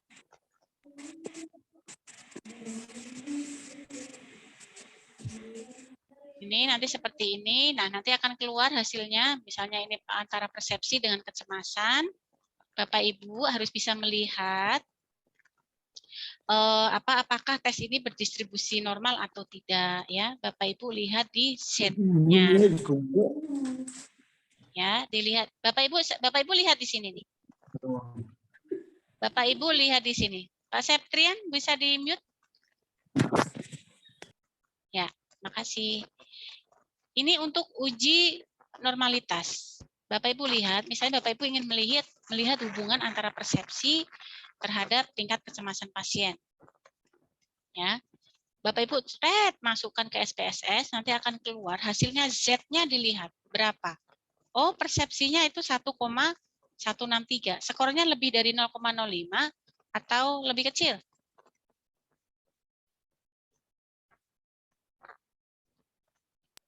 Lebih besar, Bu. Ya, Bapak Ibu bandingkan antara Kolmogorovnya, Z-nya, dengan tutitelnya. Ya, Kolmogorovnya kan nilainya 1,63. Kemudian tutitelnya itu 0,134. Nah, kita akan lihat P-nya. P-nya itu kan berarti tutitelnya ini. Ya, tutitelnya. Jadi kalau mau melihat P value itu pasti ada tulisannya tutitel. Nah, itu berarti Bapak, Ibu nilainya adalah, kan ini 0,134. 0,1 dengan 0,05 lebih besar mana? 0,134. Ya, lebih besar dari 0,134 berarti karena P lebih besar dari 0,05 berarti normal. Iya, pinter. Nah, kecemasan juga sama, kita akan lihat, kita akan bandingkan nilai Z-nya dengan skor signifikasinya berapa, berarti kecemasan itu dia 0,9, berarti masih lebih besar dari 0,05 sehingga juga distribusinya normal. Oke, berarti bisa Bapak Ibu pakai parametrik. Nah, ini untuk sebarannya. Dengan hasil yang tadi, kalau kita lihat sebarannya, itu bentuknya bagus banget seperti lonceng. Ya, itu bisa juga dengan seperti ini. Bapak Ibu bisa pakai yang uji tadi, juga bisa pakai yang uji lonceng seperti ini, tidak masalah.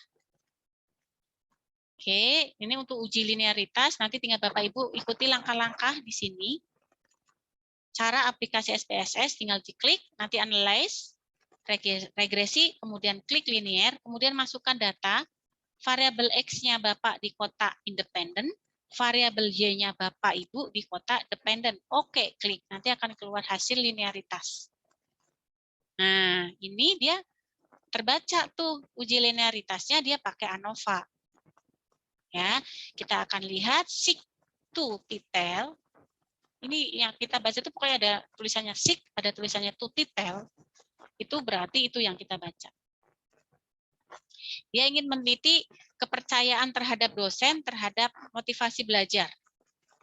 Ya, misalnya, oh, nek dosennya A semuanya rajin ikut, misalnya. Terhadap motivasi belajar, misalnya. Oh, saya rajin dong. Ini Ibu Nova galak nih, gitu misalnya. Sehingga motivasi belajarnya bagus, misalnya. Nah, itu dia ingin melihat seperti itu. Kita akan lihat signifikasinya seperti apa. Karena dia nilainya 0,08, di mana P kurang dari 0,05, berarti dia linear. Ingat loh ya, antara uji linearitas dengan uji normalitas berbeda. Jangan kebalik. Kalau normalitas P lebih dari 0,05 dikatakan normal, kalau yang linear kurang, baru dikatakan dia linear. Ya, gitu. Kalau yang tadi P lebih dari 0,05 normal, kalau yang P kurang dari 0,05 linear. Nah, nanti tinggal dimasukkan aja Bapak Ibu di sini sudah ada panduan-panduannya. Kalau Bapak Ibu mau mengerjakan sendiri, kalau enggak ya ada buku khusus kok untuk SPS ini lengkap banget, yang ada juga Sugiono. Nah, ini ya, nanti bisa dibaca ya perbedaannya itu apa antara normalitas, homogenitas dan lain sebagainya. Homogen artinya adalah varian skor pada kedua kelompok itu memiliki varian yang sama. Jadi nanti Bapak Ibu, saya pesan, kalau Bapak Ibu ingin memilih responden, pilihlah yang jangan terlalu konvergen. jangan terlalu menyebar. Ya, pilih kalau misalnya saya mau meneliti terkait dengan misalnya kecemasan preoperasi, saya berikan edukasi, ya udah dipilih-pilih yang pasiennya usia sekian hanya sampai sekian. Saya pilih-pilih yang begini-begini itu. Jadi itu tidak terlalu konvergen nanti hasilnya. Pasti nanti bisa dengan uji parametrik ya. Dikatakan homogen kalau P lebih dari 0,05 ya, sama dengan yang uji normalitas ya. Oke, ini kita juga sama ini untuk uji homogenitas ya. Kita akan lihat 0,068 ya, kita akan lihat titelnya. Titelnya di mana nih? 0,68 nih di sini sik ya. Ini ada sik. Nah, kita akan lihat di sini ternyata dia lebih dari 0,5, berarti dia homogen. Berarti bagus ya, penelitiannya tidak terlalu konvergen.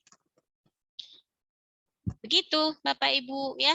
Nah, ini untuk melakukan uji hipotesis, nanti tinggal Bapak Ibu pilih seperti ini. Jadi ini ada gambarnya, ada analyze. Bapak Ibu ini program SPSS nih. Ini ada analyze ya. Kemudian nanti pilih correlate. Kalau misalnya Bapak Ibu akan menghubungkan, berarti tinggal diklik correlate. Bapak Ibu karena bivariat antara A dan B, sehingga pilih yang bivariat. Ya, kemudian masukkan variabelnya, kemudian klik OK. Keluar hasilnya seperti ini. Gampang kok. Ya, gitu. Kita akan lihat tuh detailnya di sini untuk motivasi belajar 0,08. Ya. Motivasi belajarnya untuk yang kepercayaan juga sama ya. Berarti kan dia kurang dari 0,05 ya. Itu untuk melakukan uji hipotesis.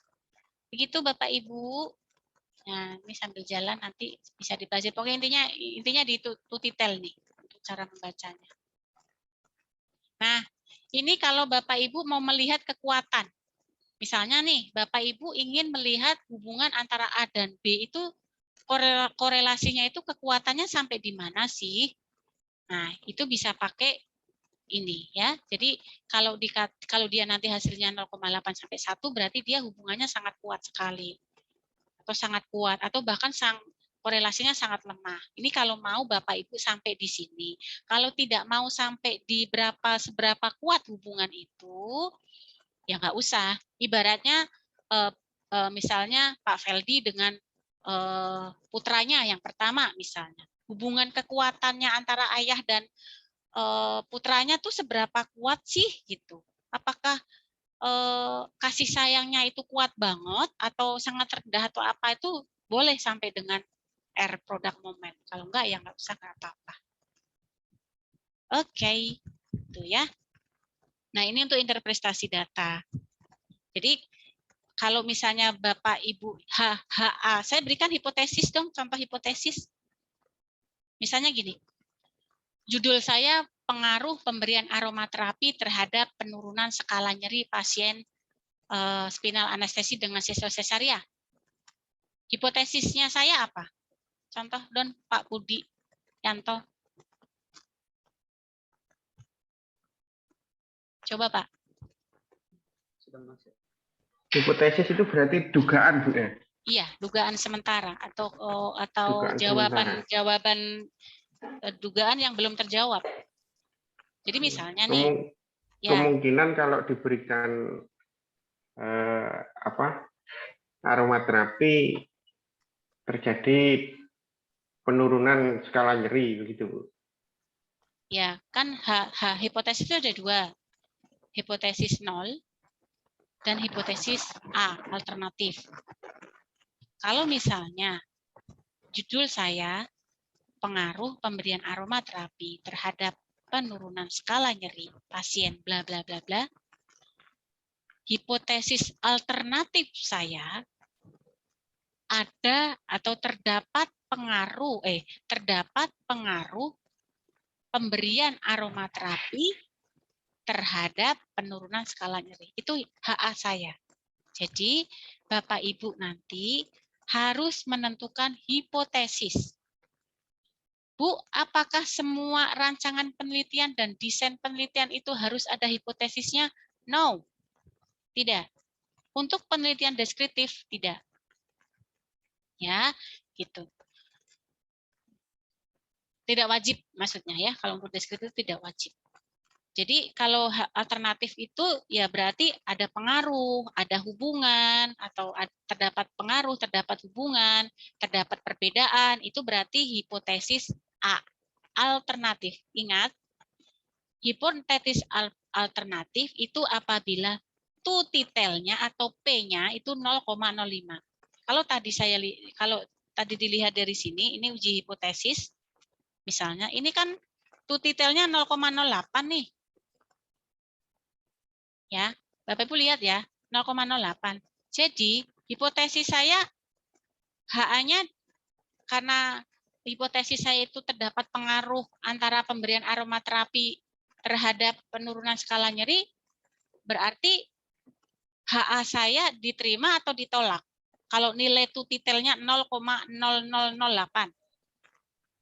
Terima, Bu. Diterima. Iya, Diterima. Diterima.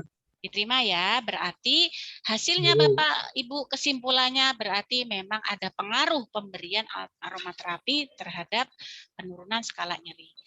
Nah, misalnya kalau misalnya hasilnya saya enggak ada pengaruh gimana Bu? Gitu. Boleh nggak ada pengaruh atau boleh nggak kalau nggak ada hubungan? Padahal misalnya gini. Boleh. Boleh ya. Boleh, Bu.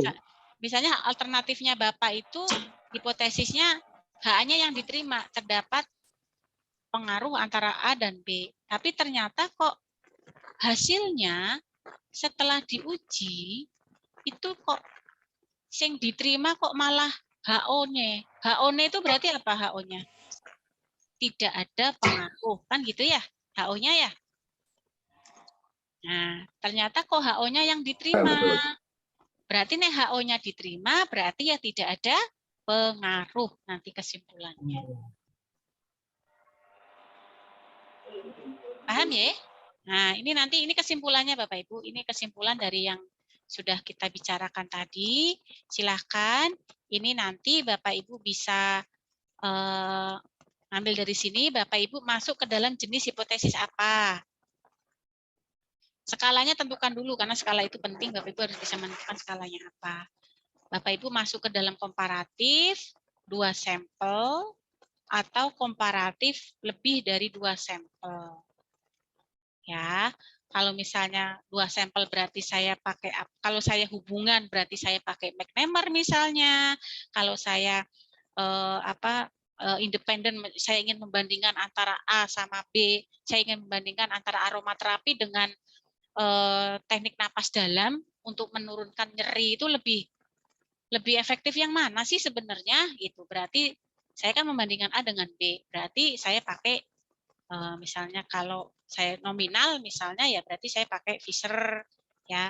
Kalau misalnya saya skalanya rasio berarti saya pakai independen. Ini nanti bisa menjadi acuannya Bapak Ibu. Ya nanti dicari ya. Oke, cukup. Ini kesimpulannya uji kesimpulannya Bapak Ibu pakai uji hipotesis apa? Parametrik kah atau non parametrik itu harus Bapak Ibu tentukan dulu. Kalau satu sampel hanya ingin melihat pre dan post saja, berarti satu sampel, karena saya hanya ingin melihat aromaterapi sebelum dan setelah, berarti saya pakai ini. Kalau saya 2 sampel, berarti saya pakai apakah berpasangan, ataukah sampelnya bebas, ini semuanya sudah ada acuannya seperti ini. Tinggal nanti Bapak Ibu bisa pelajari. Oke. Umat bingung, mubeng. Nano Bu. Sampun Bu. Layang Bu. Lumayan Bu. Intinya Bapak Ibu, karena analisis data itu kan salah satu bagian terpenting ya, salah satu bagian terpenting. Bapak Ibu jangan khawatir, nanti fungsi dari kita pembimbing adalah untuk mengarahkan Bapak. Bu, kok saya bingung ya Bu, saya itu ini sama ini, saya harus pakai uji analisis apa? Ada pembimbing, tanya pembimbing. Nanti tinggal Bapak, Bapak Ibu tinggal tanya, kayak gitu. Saya dulu pernah ada mahasiswa ahli jenjang juga, tapi nurse ya, itu pakai chi-square nggak bisa, pakai ini nggak bisa karena skalanya begini, karena uji normalitasnya begini gitu. Jadi bingung gitu mau pakai apa. Sehingga saya pakai apa, Bu gitu. Oke, kita akan kupas.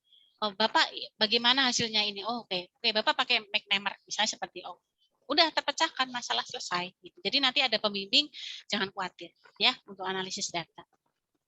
Oke, ini question? Baik, Bu. Maaf. Tanya, Bu. Maaf, Bu. Tanya, Bu. Ya, Baik, silakan. Boleh, silakan. Pak Bambang, sehat, Pak? Oh ya, terima kasih, Bu. Alhamdulillah nih proses operasi selesai, Bu. Ini senior kita. Gini, Bu. Maaf, Bu.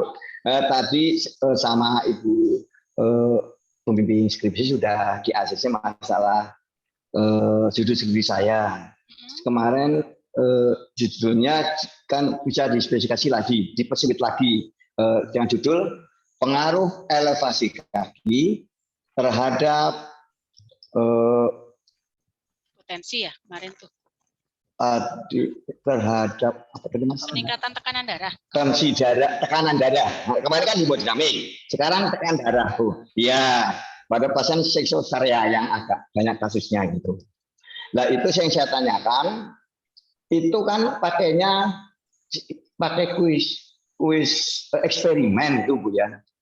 Itu penelitiannya bagaimana, Bu itu? Itu rencana saya pakai itu, mungkin itu membandingkan antara ini yang dilakukan elevasi bagaimana, ini yang tidak gitu. Nah, nanti itu dibikin kayak bagan itu bagaimana itu? Gimana, Bu? Aku bingung sekali itu rencana itu. Maaf, Bu. Pembimbingnya siapa? Mohon maaf, Bapak. Saya Ibu Dwi Novi, Bu Novi, sama yang kedua Bu Arni. Dua pimpinan Bu Arni.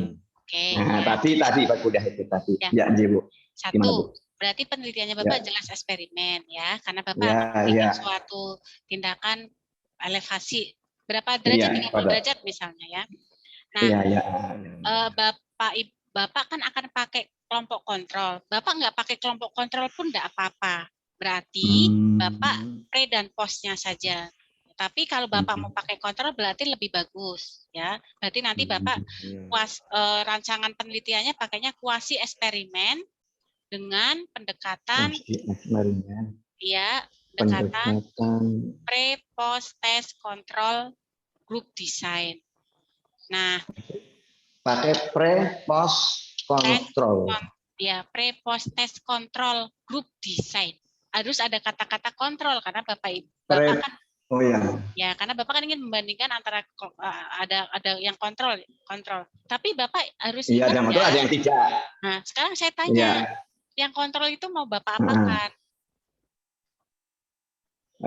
Itu kan ada dua macam ya, kan general dengan spinal. Mungkin saya ngambil yang eksklusif aja, mungkin spinalnya barangkali itu. Bukan. Atau seksosaria, bagaimana maksudnya itu? Maksudnya gini, kelompok kontrol itu kelompok yang bahasa kasarnya bahasa kasarnya itu kelompok kontrol adalah kelompok yang tidak kita lakukan apa-apa. Oh gitu ya. Nah, tapi yang dilakukan elevasi ya, Bu ya. Ya, yang tidak dilakukan elevasi, tapi bukan begitu. Tapi bukan begitu tanda kutip ya. Karena kalau misalnya nanti pasti akan ditanya, Pak. Pasti akan ditanya oleh penguji kayak atau dengan pembimbing, itu mesti nanti akan ditanya. Bapak nanti kelompok kontrolnya akan diberikan apa? Kalau Bapak ngejawab tidak diberikan apa-apa, Bu, kan saya akan membandingkan antara yang diberikan sama yang tidak diberikan, kan gitu. Itu Bapak akan terkendala di etiknya. Loh, Bapak itu kan pasiennya ini terjadi hipotensi, terjadi ada misalnya kok nggak diberikan apa-apa gitu loh. Nanti akan bermasalah di situnya. Pasti akan ditanya nanti oleh penguji, Pak. Jadi sebaiknya terjadi naik tekanan darahnya gitu kan. Istilah judulnya itu. Sekarang saya tanya bagaimana tindakan kita maksudnya gitu. Sekarang saya tanya Pak Bambang, di rumah sakitnya Pak Bambang itu biasanya untuk meningkatkan tekanan darah dikasih apa, Pak? Saya biasanya itu dengan pemberian cairan dehidrasi pasien Kalau pulang udah mencapai kasih obat-obatan efedrin dengan dengan obat. Gitu. Kalau efedrin kan itu Ya. suatu intervensi. Tindakan medis. Tindakan medis. Iya, ya medis. Kalau misalnya berarti Bapak akan melakukan yang pertama penelitian kelompok yang eksperimen elevasi itu Bapak akan melakukan elevasi dan cairan, betul? Rencana saya sih enggak, perawatan sih enggak ke situ. Dengan dikasih pakai rencana. Rencana sih enggak sampai ke cairan rencana saya loh, Bu. Tapi nanti dikasih elevasi aja, Bu. Dikasih pakai pemadam itu rencana kan. Elevasi saja tanpa diberikan cairan, berarti? Rencana saya gitu, jadi enggak kepada itu, pada medis. Karena kita masuk kepada keperawatannya gitu loh, Bu. Gitu. Lah Pak Bambang, untuk elevasinya ini akan diberikan di fase apa, Pak? Di fase pos anestesi di Jakarta. Oh, di pos anestesi. Ya, itu kan belum ada ya. Selama ini kan obat cairan gitu loh. Gitu lah, itu kan rencananya besok coba kayak apa nanti pas saya dengan pembimbing. Rencana sebenarnya saya seperti itu gitu loh, Bu. Bapak, saran saya, berarti Bapak itu yang kontrol itu tidak diberikan apa-apa ya? Yang kontrol berarti tidak. Yang kontrol dikasih. Ya. Rencana gitu. Gimana? Kalau Bapak itu kelompok kontrolnya tidak dikasih tindakan apa-apa, sebaiknya jangan pakai kontrol. Gitu sebaiknya Bapak langsung ini aja pakai pre-post test group design aja tanpa kontrol. Tanpa kontrol ya, pakai pre-post group ya, pakai pre-post group. Jadi pasien yang enggak kontrol. Sebelum saya berikan elevasi itu tekanan darahnya berapa, setelah saya berikan itu apakah dia turun? Iya, betul. Itu aja, nggak usah ada kelompok. Ya, gitu, nggak usah ada kelompok ininya, nggak usah ada kelompok kontrolnya, karena kelompok kontrol kalau Bapak tidak berikan suatu intervensi, salah nanti Bapak dari etiknya loh. Ngapain kok pasiennya ada diri saya malah Bu, bingung ya Bu. Gitu Bapak, kecuali betul. Kecuali begini Pak. Jadi selama ini kita kan tadi apa namanya Bu? Tadi namanya apa Bu? Pre-post test. Pre-post test group. Ya, makasih Bu. Masih hipertensi dok, baru dicoba spinal. Pre-post test group. Oh iya. Terima kasih Bu. Lagi gimana lagi Bu? Rahma, mohon maaf di mute Ibu Rahma. Ya. Ibu Rahmatia boleh jadi Ibu Rahmatia boleh di mute ya. Ya. Gini, selama ini kan kita ke medis acuannya terus loh Bu. Jadi belum ada SOP-nya di situ. Jadi apa efedrin, apa cairan kita di samping untuk mengurangi rekan-rekan untuk mengurangi biaya untuk kan dengan kita perawat gitu loh. Saya ingin tahu adanya pengaruh kepada edukasi pada pasien seperti itu, seperti itu. Ya, bagus Bapak, bagus. Tapi saran saya kalau memang Bapak itu kelompok kontrolnya itu kok dibiarkan saja, sebaiknya nggak usah pakai kelompok kontrol, nanti uji etiknya Bapak gagal. Oke. Matur nuwun saranipun. Dia podcast grup aja ya. Ya matur nuwun. Assalamualaikum warahmatullahi wabarakatuh. Alhamdulillah. Bapak Ibu. Pakai podcast grup aja nggak usah kontrol. Bu. Karena dibagikan. Bapak boleh di mute. Pakainya. Oh iya, makasih Bu. Monggo Pak Afrisko. Izin Bu, pas kebetulan kan pas saya baca-baca jurnal juga yang rencana yang saya mau ambil mirip Pak Bambang juga Bu, mengenai elevasi kaki. Terhadap apa? Tekanan darah? Terhadap pasien, tekanan darah, potensi tekanan darah pada pasien yang pospinal Bu.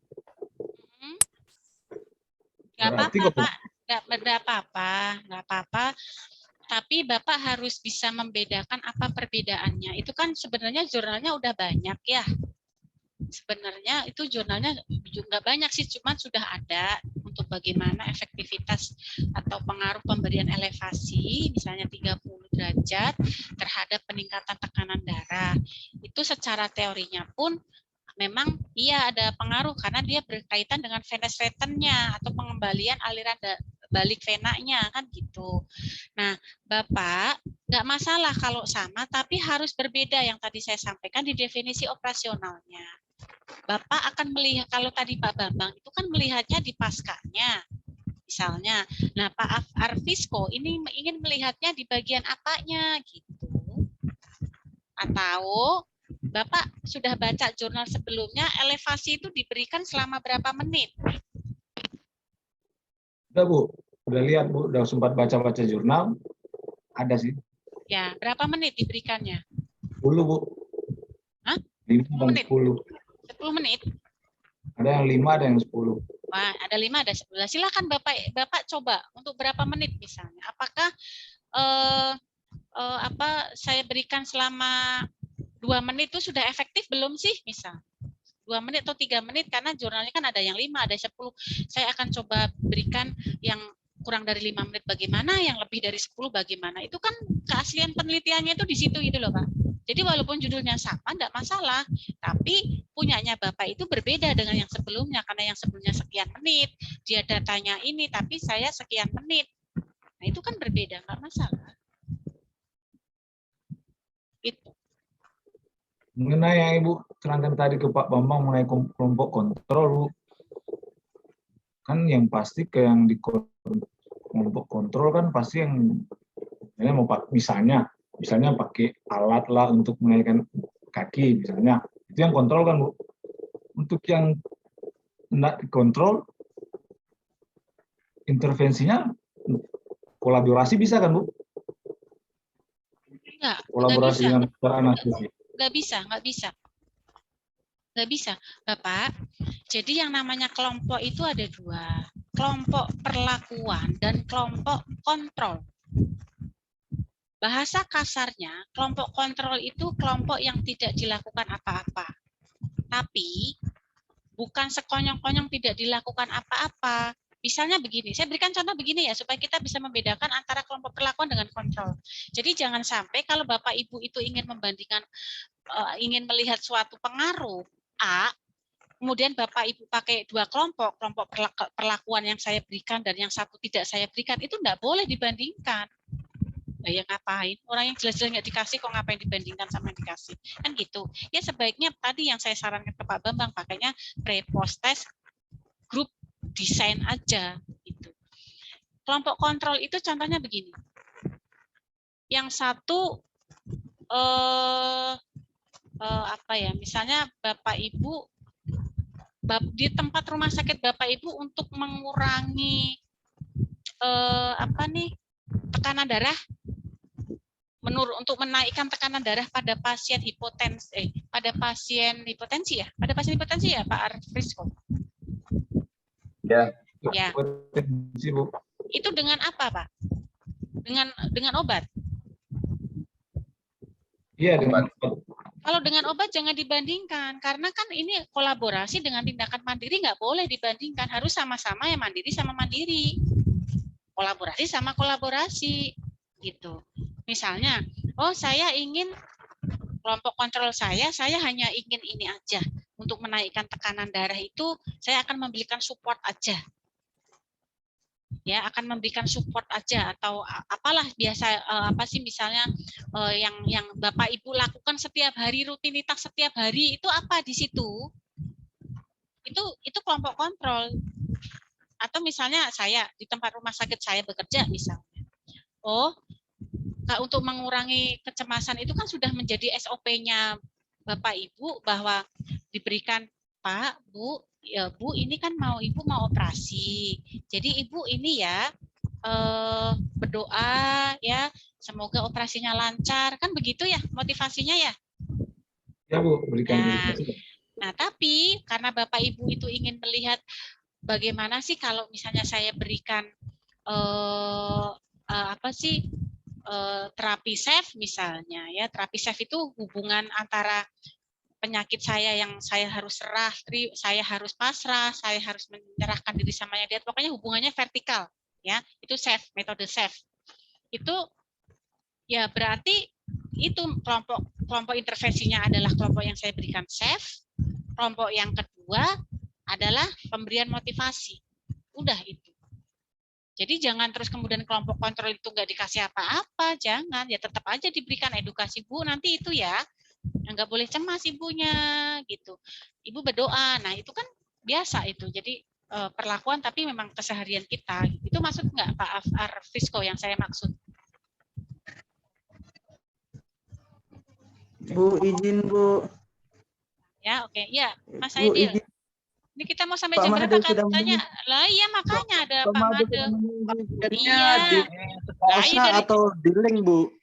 iya makanya dari tadi nggak ada yang mengingatkan. Oke, saya bagi linknya dulu nanti ke Mas Aidil ya. Linknya saya kirim ke Mas Aidil ya. Link absensinya Iya, Bu. ya. Oke, baik saya